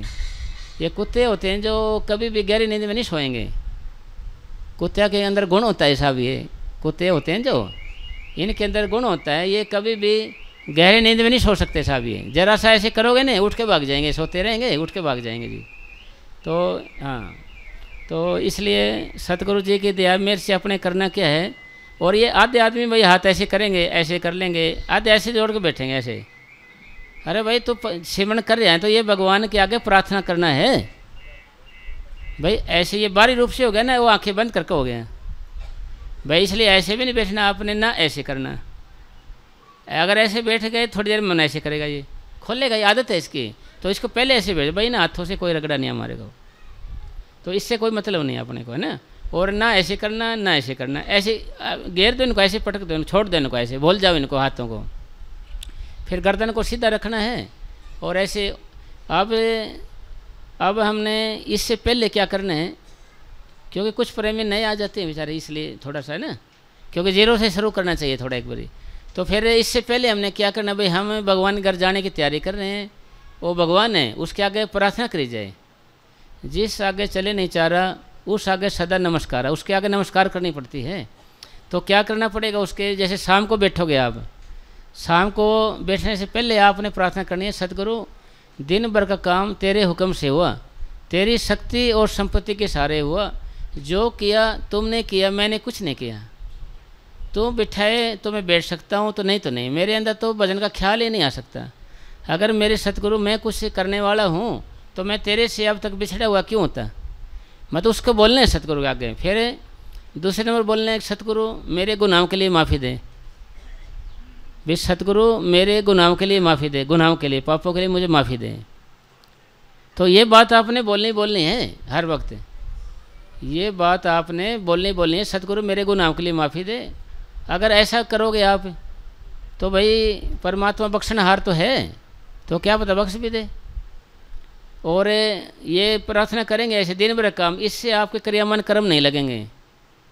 क्रियामान कर्म होते हैं जो वो आपको लगेंगे नहीं, चढ़ेंगे नहीं आपके, और क्रियामान चढ़ते रहे तो फिर यही हमारे बंधन कारण बनेगा।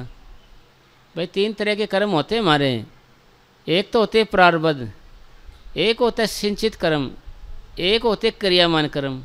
क्रियामान कर्म किनको कहते हैं, जिनको अब हम कर रहे हैं वर्तमान में इनको कर रहे हैं, इनको क्रियामान कर्म कहते हैं। अगर क्रियामान कर्म कैसे कटेंगे, ऐसे बोल दिया रोज़ शाम को, भाई बाबा जी जो किया तुमने किया, मैंने नहीं कुछ किया, तेरी शक्ति से हुआ, तेरी संपत्ति से जो किया तुमने किया, मैंने कुछ नहीं किया। इसे किया क्रियामान कर्म आपको लगेंगे नहीं, तो आपका एक क्रियामान से पीछा छूट गया। फिर प्रारब्ध कर्म जो हमारी ज़िंदगी गुजर रही है, ऐसे गुजरती जा रही है, तो ये प्रारब्ध भी कटते जा रहे हैं, प्रारब्ध भी कर्म ऐसे कटते जा रहे हैं। फिर रहेगी सिंचित कर्म। भाई नाम लेने से मीरा ने लिखे ना धर्मराज के कागज फाटे, तो अभ्यास करते हैं तो ये कर्म है ना, स्टॉक है ना जो बारी हल्का होने लगता है, वे कटते नहीं ऐसे, सीमेंट से हल्के होते हैं। ये जो कौन से सिंचित कर्म, और इनका स्टोर होता है जो हमारा, वो हेड क्वार्टर में होता है। हेड क्वार्टर कहाँ होता है? हेड क्वार्टर हमारे सफ़र की रूहानी मंजिल त्रिकुटी में होता है। पहली मंजिल होती है सहज दल कवल, दूसरी होती है त्रिकुटी। इसके अंदर स्टोर है, इसका जमा है ये हमारे। अगर कोई भी आदमी इससे पार हो जाता है, ऐसे इससे निकल जाता है, 30 मिनट पहुँच जाता है, आदमी नेकर्म हो जाता है। और संत पांचवें मंडल से आते हैं, तो संत नेकर्म होते हैं भाई, उन पर कोई कर्म नहीं होता। फिर आप कहोगे कि भाई संत दुखी परेशान क्यों नज़र आते हैं? ये दूसरे कर्म अपने ऊपर ले लेते हैं, इनको वास्तव में दुख नहीं होता, तकलीफ नहीं होती, क्योंकि ये पांचवें मंडल से आते हैं और ये कर्मों का स्टोर दूसरी मंजिल में होता है। ये एक फिल्म अभिनेता की तरह रोल करते हैं। फिल्म अभिनेता आपने देखे होगा भाई, एक बारी वो मर भी जाता है, हाथ भी कट जाता है, उसका खून भी निकलता है, गोली भी लग जाती है, चोला भी छोड़ जाता है, फिर अगली फिल्म में फिर आगे तैयार हो जाता है। अमर थोड़ी है साहब वो, भाई अमर थोड़ी है, फिर आ गया।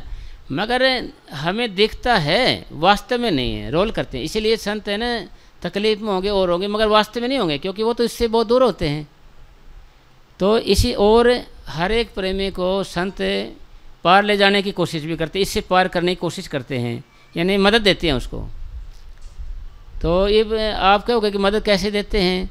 भाई मदद की शुरुआत भी हमारी जब होती है, जब हम आँखों के बीच में ये नाभि है ना, जो इससे जितना जितना हमारा ध्यान ऊपर आएगा, नाभि से हमारा हाथ पैर सुन हो के नाभि से जितना जितना हम ऊपर आते हैं ना, इतना मदद करते हैं वो। भाई किसी कर्जा हो, जैसे आधे तो भाई तो दे, थोड़े बहुत और मदद कर देंगे, वो कहे कि सारे आप ही दो जी, फिर कैसे बात बनेगी जी? फिर नहीं बन सकती। इसलिए नाभि से हमारा ऊपर हमारी आत्मा आधे से ज़्यादा होने लग जाती है। जब संतों का स्वरूप भी आने लगेगा और हमें ऊपर खींचने लग जाएगा वो, फिर हमारा भजन आसान होने लग जाएगा, फिर नित्यनेम होने लग जाएगा। फिर आप किसी से बात भी नहीं करना पसंद करोगे, आपका दिल नहीं करेगा, वो सोचोगे भाई बात करो या 2 घड़ी भजन करो। फिर आपका अगर कुछ चीज़ अंदर मिल जाती है ना, कहना कि पागल होता है, पागल, पा मैंने पाना, गल मैंने बात। भाई उसको कोई बात मिल जाती है, मानसिक रूप से नहीं, आध्यात्मिक रूप से पागल हो गया है, मतलब फिर वो क्या करेगा, बोले बतलाएगा नहीं, आप अलग बैठ के भजन करना शुरू करेगा। ये पहचान है। मान ले कोई आदमी 7 दिन बड़बड़ करता है और करता नहीं, वो समझो भाई उसने वो जो अंदर वाली चीज़ है ना, वो नहीं हाथ लगी अभी। वो हाथ लगने के बाद तो क्या कहते हैं भाई प्रेमी लोग कि मालिक मेरे तो लकवा लग जाए या कोड लग जाए, मेरे पास तो कोई आए ना, क्यों भजन में विघ्न डालेगा, कोई बोलेगा उससे बात करनी पड़ेगी। एक प्रेमी कहने लगे जी मैं तो जी अकेला रहता हूँ ना, जब मेरा सतगुरु साथ होता है, और लोगों के साथ होता हूँ ना, जब मैं अकेला हो जाता हूँ, क्यों सतगुरु चला जाता है फिर? तो इसका मतलब क्या है कि भाई हमारे को नाम इसलिए मिला था कि भाई हम इस शरीर से निकलने की कोशिश करें। भाई निकलने को तो आप अपने ही नाम से सिमरन करके निकल सकते हो शरीर से, मगर आगे संभालने वाला नहीं मिलेगा, हमारे कोई संभालने वाला नहीं मिलेगा आगे। जैसे मच्छिंद्र जी इस देश से निकल जाते थे, यानी देह करने का मतलब कि अभी हाथ पैर सुनोगे और चक्कर में चलते हो आँखों के बीच में आ गया, तो आप निकल गए शरीर से, आँखों के बीच में आते शरीर से निकल गए। तो फिर अगर आगे का फ़कीर मिल जाए हमारे को आगे का, तो वो हमें अंदर ले जा सकता है आगे मंडलों में। उसको को आगे का फ़कीर नहीं मिला था, उसने क्या किया, अपनी आत्मा थी जो एक आदमी तो राजा था, राजा चौड़ा छोड़ गया, उन्हें क्या करा, अपनी आत्मा निकाल के उसमें अंदर प्रवेश कर दिया, अपने शरीर को रखे सुरक्षित ताला लगा के अच्छे से, और उसमें कर दिया, वहाँ राजा बन कर बैठ गया। भाई राजा बन कर बैठ गया तो ये भी तो एक मन की कल्पना ही है। हम कहते हैं, कुछ प्रेमी कहेंगे जी आगे जाके भी हमें काम धंधा करना पड़ेगा, कि आगे भी नक्शे बनाने पड़ेंगे, या कोई काम जलेबी बंदी बनानी पड़ेगी, या काम लकड़ी वकड़ी पाड़नी पड़ेगी, या क्या आगे है कैसा। फिर ये हो गया प्रश्न कि भाई आपको ये प्रश्न कौन करता है? आपको ये प्रश्न करता है आपका मन, और मन हमारी रूहानी सफ़र की दूसरी मंजिल में ही रह जाएगा, ये आगे नहीं जाएगा साहब। ये यहीं का वासी है दूसरी मंजिल का, आगे सिर्फ आत्मा जाएगी। अगर यहाँ पर आप भी आ जाते हो तो आपकी इसको जड़ चेतन की गांठ खोलना कहते हैं, जड़ चेतन की गांठ खोलना कहते हैं इसको। अगर ऐसा हो जाता है ना जी, फिर आप इससे अलग हो जाओगे, मन अलग रह जाएगा, आत्मा लग जाएगी, आत्मा जाएगी ऊपर हैं। तो प्रेम में चिंता कर रहे हैं, कदे गोला गाला तो नहीं गिरते यार कोई न कोई क्यों जी क्यों जी? हाँ जी, हाँ जी, क्या? हाँ हाँ हाँ, ना ना ना, प्रेम में सोच गोला गिर देंगे। अरे अरे इतने अच्छे सौभाग्य कहाँ कि गोले के चक्कर में आ जाए भाई इतने अच्छे सौभाग्य कहाँ हैं वह गोले के चक्कर में आ जाए? भाई कर्म कुर्म सारे सब हो जाएंगे। क्यों जी? अमर थोड़ी अपन जाना तो है ना। अरे ऐसे गोल हैं जी। तो एक बारी कहने लगा जी, बाबा जी सुने हैं कि परले आने वाली है, बाबा जी परले आने वाली है। नो करे भाई आप मरे जग परले, हम मर जाएंगे हमारे लिए तो परले ही है। अरे इतने अच्छे कर्म कहाँ हैं कि हम परले की चपेट में आ जाएं? परले की चपेट में आ जाए तो कर्म कुर्म सारे कुछ वहीं चले जाएंगे ना जी, सारे कुछ है उसी के पास चले जाएंगे, बनाने वाले के पास, हम तो नहीं कर्म हो जाएंगे जी। तो इसलिए कहने का भाव यूँ है कि आप फरी का न समझें भाई, ऐसे गोला लिखा होता तो गिरेगा नहीं तो थोड़ी गिरेगा साहब, हैं जी। भाई ये लिखा हुआ है हमारे पूज्य परम सुमने साहब जी ने कि मौत का जरिया वक्त और शैतान, पहले ही लिखा होता है, ये पहले ही लिखा हुआ है सारा कुछ। ये कौन है? जब सारा कुछ लिखा हुआ है तो डरना कैसा? भी सारा कुछ लिखा हुआ है तो हम डरें क्यों भाई, परवाह क्यों करें? इज्जत लिखी होता है इज्जत होएगी, बदनामी लिखी तो बदनामी होएगी, अमीर बनना है तो अमीर लिखा है, रोडपति बनना रोडपति, करोड़पति करोड़पति बनना पड़े, तो हम क्यों दुखी माने? क्यों जी भाई, हम क्यों परेशान हो? इसमें जो लिखा है ना, मान ले जो होना है ना वो तो होके रहेगा, फिर टेंशन कैसी है? और जो होता है वो अच्छे के लिए होता है। बाजितपुर डेरा साहब अपने दिल्ली में सब जानते हैं, वहाँ पर एक गांव है बाजितपुर गांव, तो उस एक आदमी था, वो कनेक्टर था, तो उसके बारे में आकाशवाणी थी कि भाई ये आदमी बस के नीचे, मतलब बस के नीचे होके मरेगा, ये बस के नीचे आके मरेगा ये। तो वो क्या करता बेचारा, वो मेन रोड से बजाय सीधा सीधा आ जाता, पैदल पैदल आ जाता, डेरे में होते हुए ऐसे जाता, कहीं बस के नीचे ना आ जाऊँ, कहीं बस के नीचे। अरे था कनेक्टर, वो बस में रहता था सारा दिन। तो यानी जैसे बात चल पड़ी ना गोले की, भाई दिमाग में डर बने रहता है ना जी हमारे, भाई जो लिखा वो तो होके रहेगा नहीं, उन्हें कौन मेट सकता है? लेखे लेख ने मीठी ये सकी जो लिखा करतार, वो तो देखो जी भोगना ही पड़ेगा जी, है ना। कि माया जोड़े ना जोड़े ता जोड़े ता जोड़ दी, माया जोड़ दिया लख सा लग दे तो एक पल दे विच रुड़ दी, माया वाले एवें सड़े जिवें सड़े गुड़ पद्दी, बोले सा कोई मेट नहीं सकता लिखी हुई दूर दी। जो दूर तक लिख रखी है ना जी, उसको कोई मेटने वाला नहीं।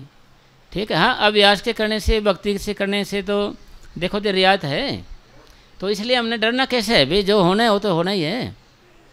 तो जी ऐसे चलता आया जी, जब समय आया ना उसका, तो जी वो बाथरूम के लिए बाहर निकला था, पेशाब के लिए वो बाहर निकला था कि बगैर रूट की बस है ना, वो निकलते उसके ऊपर चढ़ गई, बगैर रूट की बस कोई नहीं, एकदम चढ़ के चौड़ा छोड़ गया जी। भाई जो लिखा है ना वो तो होके रहेगा, और फिर डरना क्यों है साहब? फिर हम क्यों ना हम भक्ति में लगे रहे, जो होना है ना तो है, डर कैसा जी? फिर एक राजा था, राजा को सपना आया यमदूत का कि भाई मैं तेरे को कल लेके जाऊंगा, तेरा टाइम आ गया है। तो उन्होंने जोशी इकट्ठे करे, जोशियों ने प्रश्न किया जी राजा साहब, मौत का जरिया वक्त स्थान पहले ही लिखा हुआ है, ऐसे करो ये जगह बदल लो जी, आप बच जाओगे जी, आप जगह बदल लो। उसने क्या किया, घोड़ा दे दिया, उसी वक्त से वो सारी रात चला गया, चलता रहा ना, उसे बचाव हो जाए, चलो भाई बचाव हो गया। देखा जो सोचा भाई चलो ऊँचा टिब्बा आ गया, इसके ऊपर चढ़ के यहीं आराम करेंगे, सारी रात गई, अब तो गया भाई, गया काम से। यमदूत कहाँ आएगा यहाँ पर? देखा तो वो यमदूत वहीं खड़ा साहब, ऊपर चढ़ कर देखा ना वहीं खड़ा वो। उन्हें प्रश्न किया जी आप यहाँ? हाँ जी मैं यहाँ जी, कोई शक नहीं। तो फिर प्रश्न किया यमदूत से, भाई मौत का जरिया वक्त स्थान निश्चित है? हाँ जी है, यस है जी, कोई दोराई नहीं इसके अंदर है, ये तो पक्का है, ये तो मौत का जरिया वक्त स्थान निश्चित है। नूर यही आपकी जंग है जहाँ आपकी मौत होगी, यही जंग थी वो, इसलिए मैंने पहले आपको दर्शन दिया सपने में, भाई तू ये जगह छोड़ दे। तो जी उसका वहाँ चौड़ा छूट गया। तो जब सारा कुछ लिखा ही है, मान ले सारा कुछ है, तो टेंशन कैसी बात की है। और एक ट्रेली जा रही थी, उसे पराली होती है हरियाणा में, जोना वगैरह लगाते हैं, उसको जीरी बोलते हैं, दान भी बोल देते हैं, जोना भी बोल देते हैं। तो वो भर रखी, उसमें 2-4 लेडीज़ बैठी, उसमें पहले घाघरी पहनती थी लेडीज जैसे। तो उसमें एक ने वहाँ सांप पकड़ रखे, ऐसे पकड़ रखे ऐसे उसको, और चिल्ला रही हो। वो ट्रैक्टर वाला क्यों रोकेगा साहब, वो तो अपनी दौड़ में बेचारा। तो जी फिर पीछे एक स्कूटर वाले ने देख लिया, भाई लेडीज चिल्ला रही है, चक्कर क्या है जी। देखा तो जी रुकवाया, रोको रोको साहब। सांप था जी, उसने देखो पीछे चिल्ला रही है भाई माता जी, पीछे आया ना, वो ऐसे छोड़ा ना, वो उसको सांप ने उसी को डस लिया, स्कूटर वाले को चौड़ा छोड़ गया वहीं पर। मतलब ये सारा कुछ लिखा हुआ है, उसी के अनुसार ही डर जाता है शरीर, उसी के अनुसार हो जाता है सारा कुछ। एक बारी लालो बड़ई की बात है, गुरु नानक साहब जी के टाइम की बात है। लालो बड़ई था, वो भक्ति भाव का था, फर्नीचर का काम करता था भाई, खाट वाट बनाना और कुछ करना, फर्नीचर वाला खाती था क्या वो। तो जी उन्होंने क्या किया जी, एक साधु आया, पहले तो गुरु नानक साहब के पास प्रश्न किए, उन्होंने मौज में रहना चाहिए भाई, मौज में रहना भक्ति है, और जो होना लिखा है जी। नूर जी ऐसा कोई शख्स है, आदमी है जो मालिक की मौज में रहता तो है, एक लालो बड़ई मिलेगा तेरे रास्ते में, उसके पास चले जाना। वो साधु आया, राम रमी करे, उन्होंने कहा बैठ जाओ जी आप यहाँ पर, उसको बिठा दिया। उन्होंने क्या किया, उसने लालो बड़ई ने, उसने क्या किया, ऐसे ऐसे एक अर्थी तैयार करी, बनाई, अर्थी बनाई उसने, उसको सारा सेट कराया, उसको सामान ले आया, सारा कुछ जो रस्म रिवाज होता है ना, थोड़ा छोड़ जाता आदमी, रख लिया। नूर ये अर्थी क्यों बना रहा है, न्यू करे भाई मेरा लड़का मुकलावे के लिए जा रहा है, वो आते ही उस चोड़ा छोड़ जाएगा, वो एक्सीडेंट होकर मरेगा, उसकी मैं अर्थी तैयार कर रहा हूँ ये। तो ऐसे से बोला उसने कई बात। फिर उन्हें गिड़गड़ाने लगा वो साधु, भाई तने क्या लेना अर्थी से, तू आराम से बैठ, चाय पानी पी। नहीं नहीं बताओ, नहीं नहीं तेरी लड़के से कोई दुश्मनी होगी, वैर विरोध होगा, तभी तू ऐसे कर रहा है। नहीं नहीं मेरी ना दुश्मनी है ना कुछ और है भाई, मेरा कोई रगड़ा वगड़ा नहीं उसके साथ, और मालिक की मौज ऐसे है, मालिक को मैं ऐसे तो ऐसे मैं बरता रहा हूँ। नहीं जी आपसे कोई दुश्मनी होगी और होगी। तो थोड़ी देर में देखा जी लड़का गया था मुकलावा के लिए, और चोड़ा छोड़ कर आ गया, वो मरे हुआ आया, अर्थी पे ले गए और उन्होंने उसको दान संस्कार कर दिया। नुकरे उन्हें फिर गिड़गड़ाने लगा, साधु जी आपने दुश्मनी होगी, कोई बात होगी। फिर वो लालो बड़ाई कहने लगे उसको, साधु को, भाई दूसरे दिन तेरे को यहाँ पर फांसी पे लटकेगा, तू यहाँ पर फांसी पे, तुम इसका इंतज़ाम कर ले, इंतज़ाम कर ले इसका, फांसी पे लटकेगा तुम यहाँ पर। नुकरे ये तो कोई ख़ास बात नहीं। तो जी वो दौड़ता चला गया, सफ़र किया उन्हें सारी रात का, सोचा मैं दूर चला गया, फिर घूम फिर के फिर उसी पेड़ के नीचे आके सो गया। वो रास्ता पर टके वहीं आ गया, पता नहीं चला, यानी होनी हो के टरी। तो जी वहाँ लेट गया वो। तो चोर आए, राजा का कोई चोरी चारी की राजा महल में, तो जो कोई सामान बचा था, एक रानी हार रह गया था, रानी हार होता लेडीज़ का। सोचा भाई इसको तोड़ने का दिल नहीं करता, भाई तोड़ेंगे नहीं इसको, ऐसा करते हैं ये महाराज लेट रहे यार, ऐसा करे इसे गले में लुटा, इसके गले में पहना देते हैं, रानी बना देते हैं इसको। हाँ जी। तो उसने क्या किया, उसके गले में डाल दिया रानी हार था जो जेवर है, उसके गले में डाल दिया रानी हार। तो बोले जी ये ठीक है साहब, न टूटेगा और ये भी मज़े से, जब उठेगा तो ये बड़ा खुश होएगा साधु ये।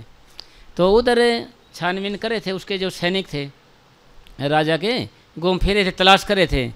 तो देखा तो जी ये तो भाई साधु आदमी है, ये तो रानी बने बैठा है, इसका देख ले, ये हम तो ढूंढ रहे हैं वहाँ ही तो उधर हार को रानी के, अरे ये तो देखो ये रानी बने बैठे हैं। यानी हाथ कंगन को आरसी किया, पढ़े लिखो को फारसी किया, प्रत्यक्ष को प्रमाण की आवश्यकता नहीं पड़ती। जब सामने हार चोरी वाला हो गया और सामने आदमी हो गया, तो उन्हें पकड़ कर ले गए दरबार में, और जिगड़ाने लगा, रहे भाई मैंने हार नहीं देखा, ये तो मैं तो सो रहा था, किसी ने ऐसे, अच्छा मजाक करता है हमारे से, हैं तो हमारे से मजाक करता है कि नहीं जी मैं मजाक नहीं कर रहा, मैं तो सो रहा था, अचानक अच्छा उड़ के आ गया आ रहा है, रानी ने फेंक के गिरा इधर तेरे पास आ गया है। तो पर्सन तो कोई उसकी सुनी नहीं एक भी। तो ये भाई राजा को हुक्म आया जी, ये हार आपको रानी हार कहाँ मिला, रानी हार ने बोले जी ये उस पेड़ के नीचे मिला था जी, ऐसे करना इसको वहाँ पर ही फांसी पर लटका दो उसको।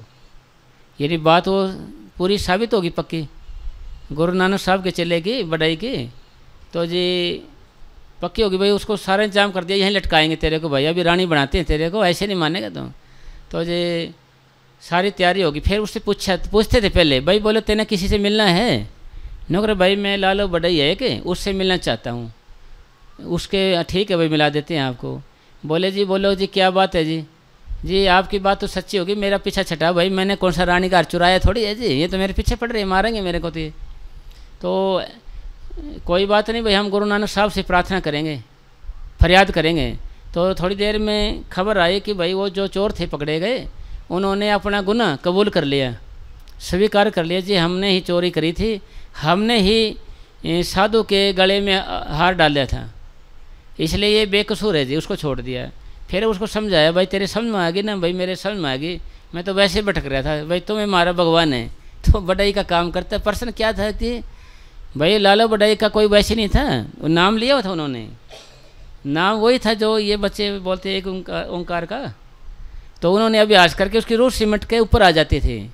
उसको ज्ञान हो गया था कि भाई ऐसे ऐसे तेरे लड़के को मरना है। जब अभ्यास हो जाता है आदमी का, ध्यान ऊपर आने लग जाता है, तो उसको फिर दीवार के पीछे का भी पता लगता है, अभी पीछे क्या हो रहा है इसके, दीवार के पीछे का भी पता होता है उसको, भाई यहाँ ये हो रहा है, भाई उसको सारा पता लग जाता है सारी चीज़ों का।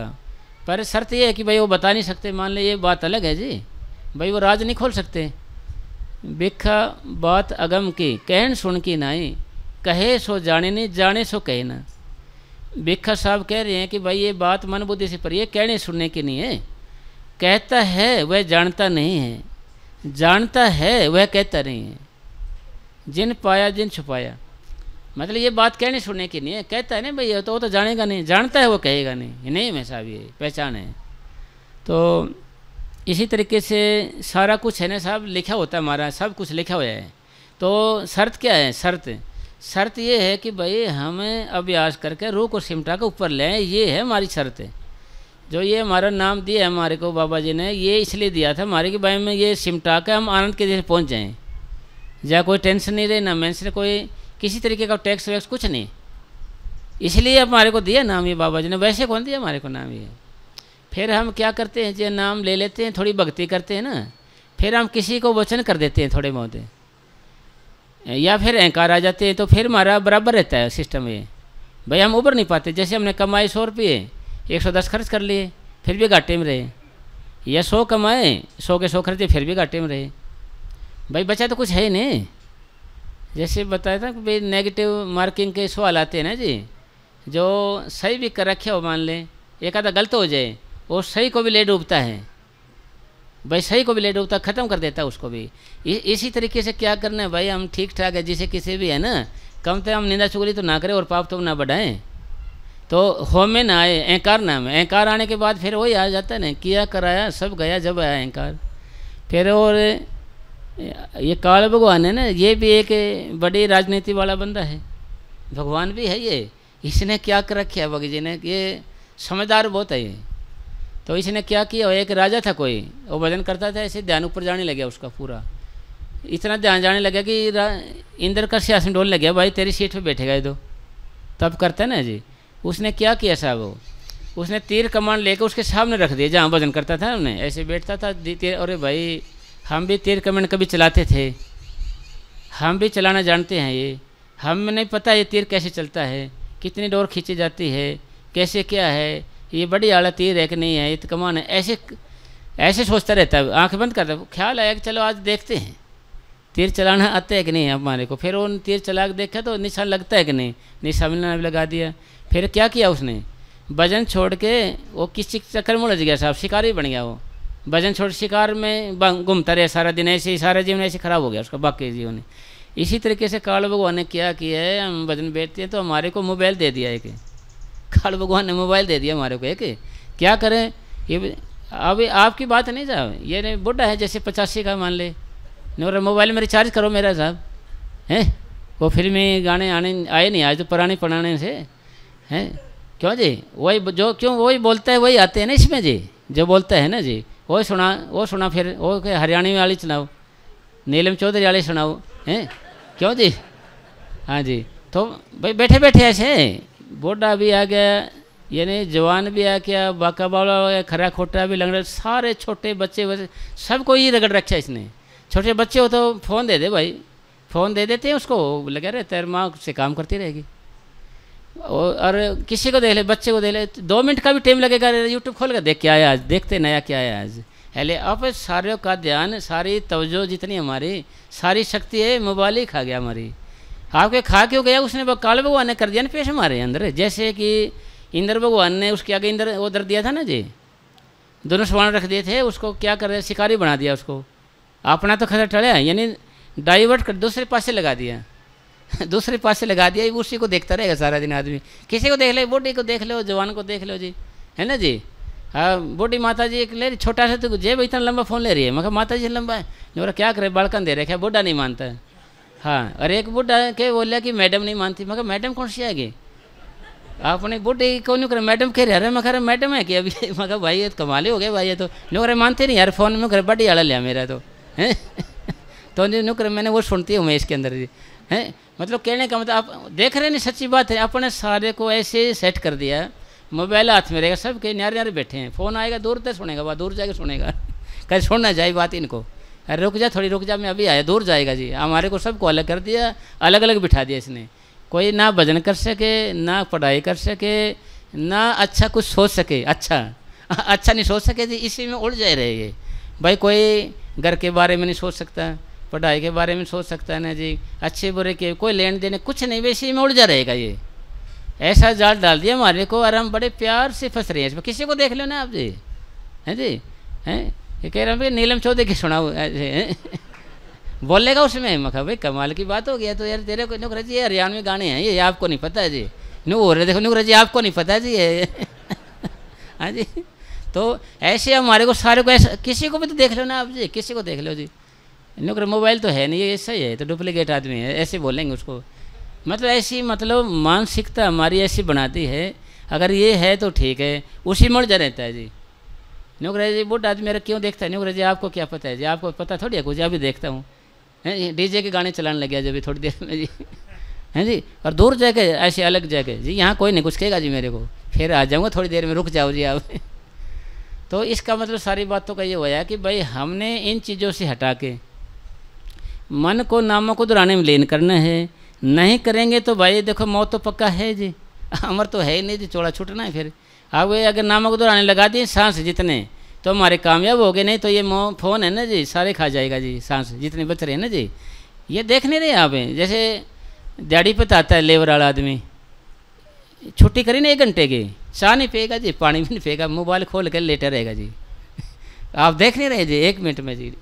और बूढ़े को देख ले, लड़के आएंगे बाहर से पढ़ लिखे, फ़ोन खोल कर देखना जी क्या रहा है इसके, यूट्यूब देखेगा, फेसबुक देखेगा, देखो क्या क्या चल रहा है जी। फिर कोई बात कड़वी लगेगी, फिर उसको वो भेजेगा आगे, ऐसे क्यों भेजा उन्हें, फिर आगे भेजेगा, ऐसे उड़ जाएगा सारा दिन। उससे अच्छी चढ़ में बात भेजेगा और अच्छी भेजेगा और लिख के भेजेगा जी आप ये गलत कर रहे हो, आप ठीक नहीं है ये है ना जी।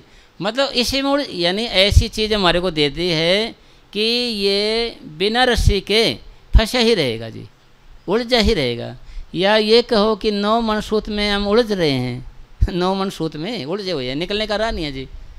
तो इसी तरीके से क्या करना है हमने भाई, फ़ोन को संभाल कर स्विच ऑफ करके रख देना है और भजन में लग जाना है। इससे हम काम लें, ये हमारे से काम ना ले, हम इससे काम लें, ये भी हमारे से काम ले रहा बता, है ना जी। हाँ, तो इसलिए सारी बातों का निचोड़ ये आया कि भाई कीमती सांस मिले थे हमारे को, ये किसके लिए थे, भक्ति के लिए मिले थे। श्वासा खाली जात है 3 लोग का मोल, कहता हूँ कह जात हूँ कहाँ बजावे डोल, श्वासा खाली जात है 3 लोग का मोल। कबीर साहब जी कह रहे हैं 3 लोग का मोल है, एक श्वास है, एक श्वास से अगर चौड़ा छूट जाए ना, एक श्वास नहीं मिलेगा आपको कहीं से भी। अरे ये श्वास देखो कैसे हमारे गुम हो रहे हैं, अरे ये फ़ोन ही खा रहे हैं हमारे सारे श्वास, फ़ोन। टेलीविज़न था पहले, जैसे टेलीविज़न तो क्या था, घर घर में देख सकते थे, उठा के बाहर थोड़ी ले जाते थे उसको।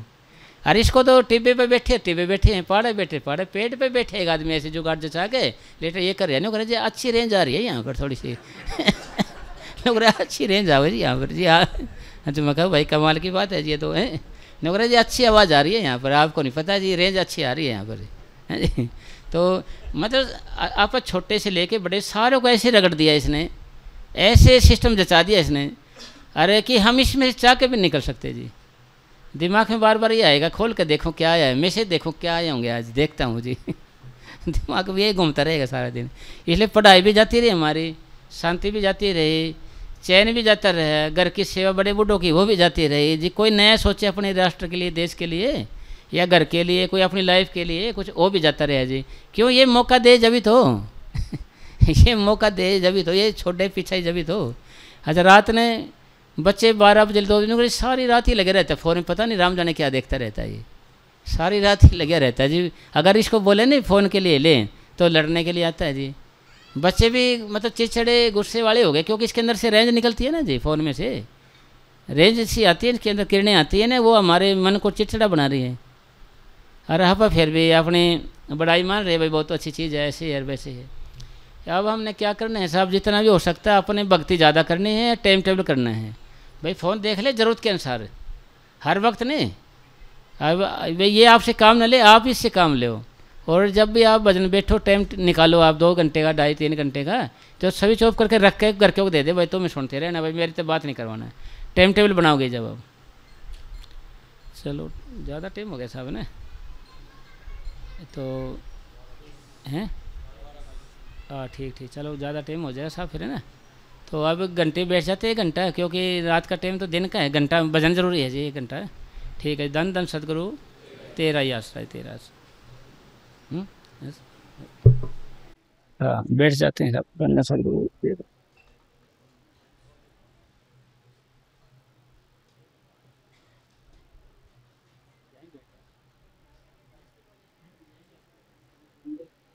गति गति ले आऊंगी।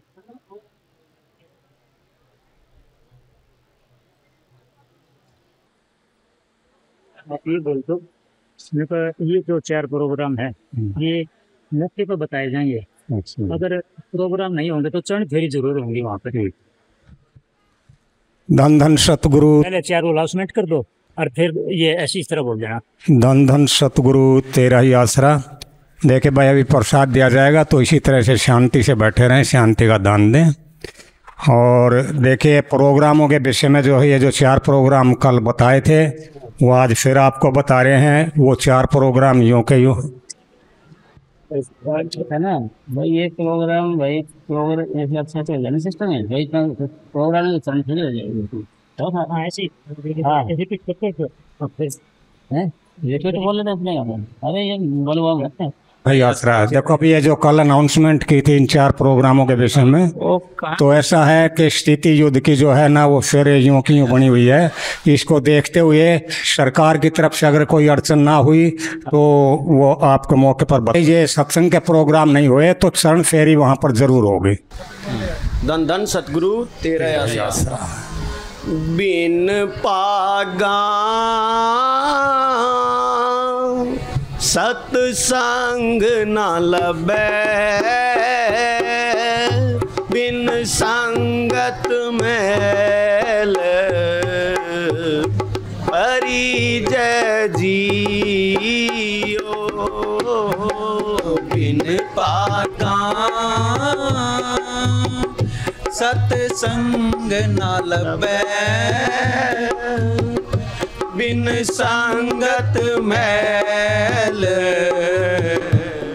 परिजय जियो।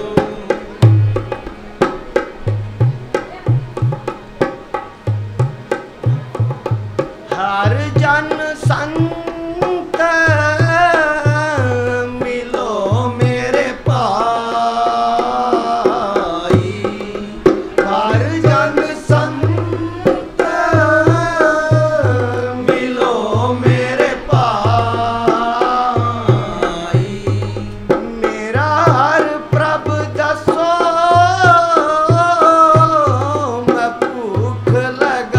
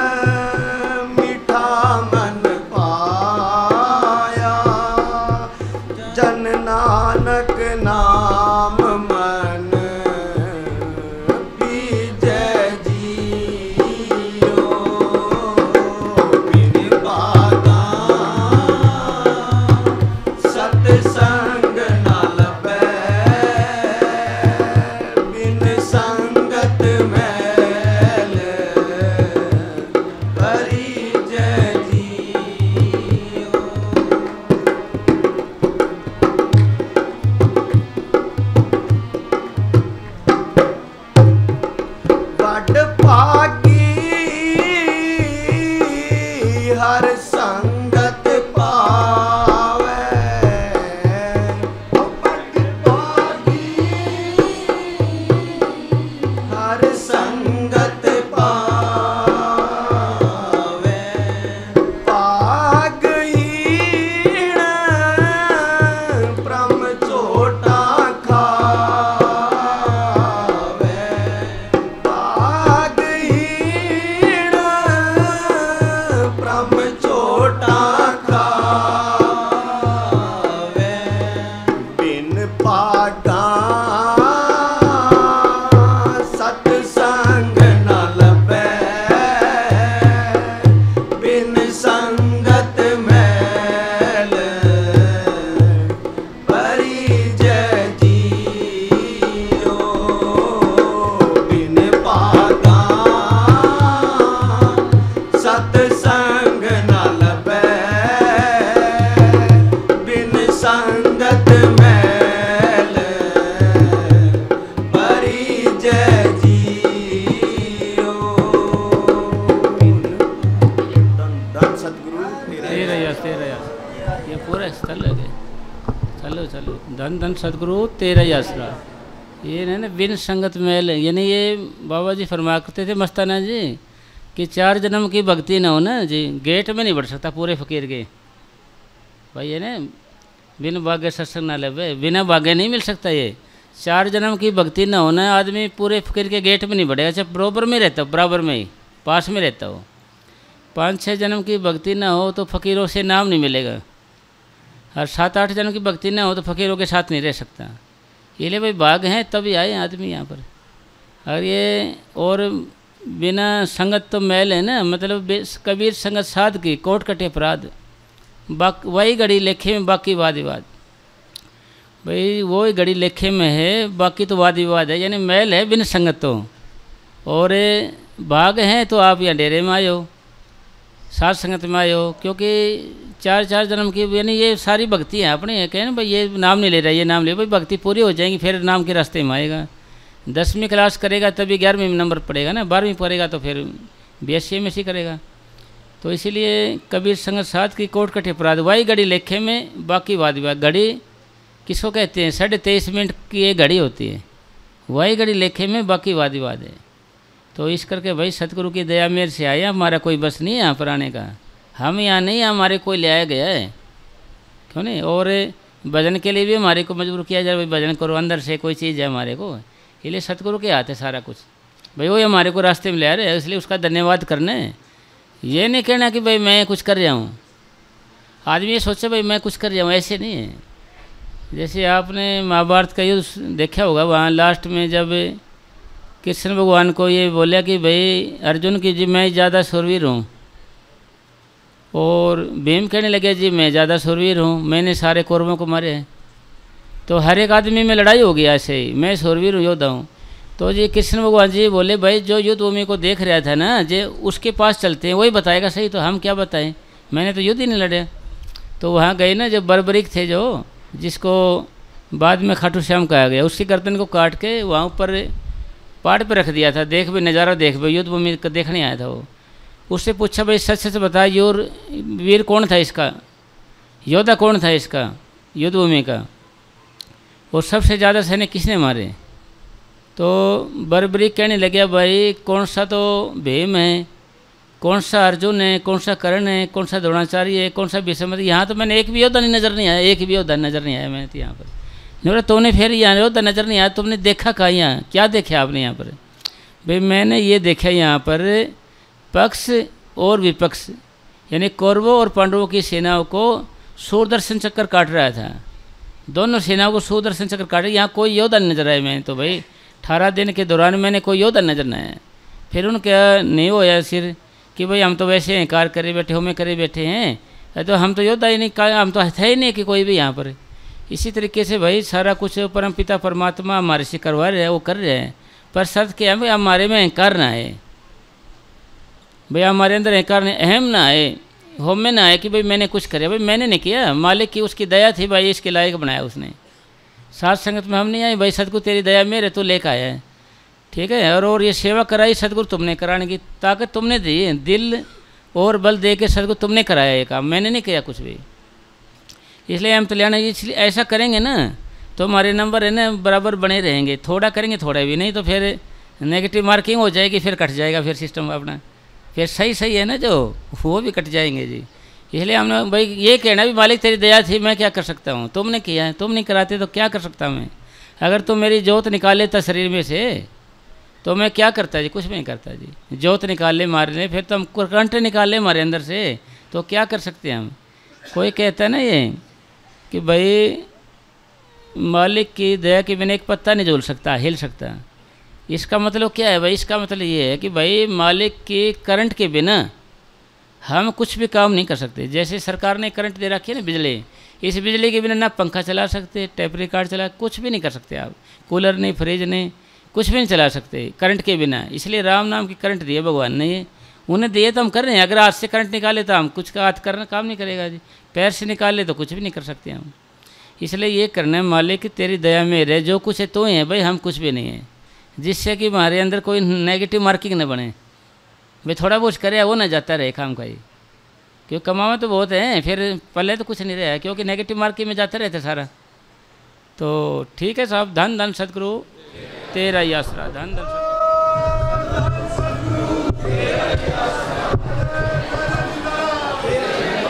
धन धन सतगुरु तेरा ही आसरा।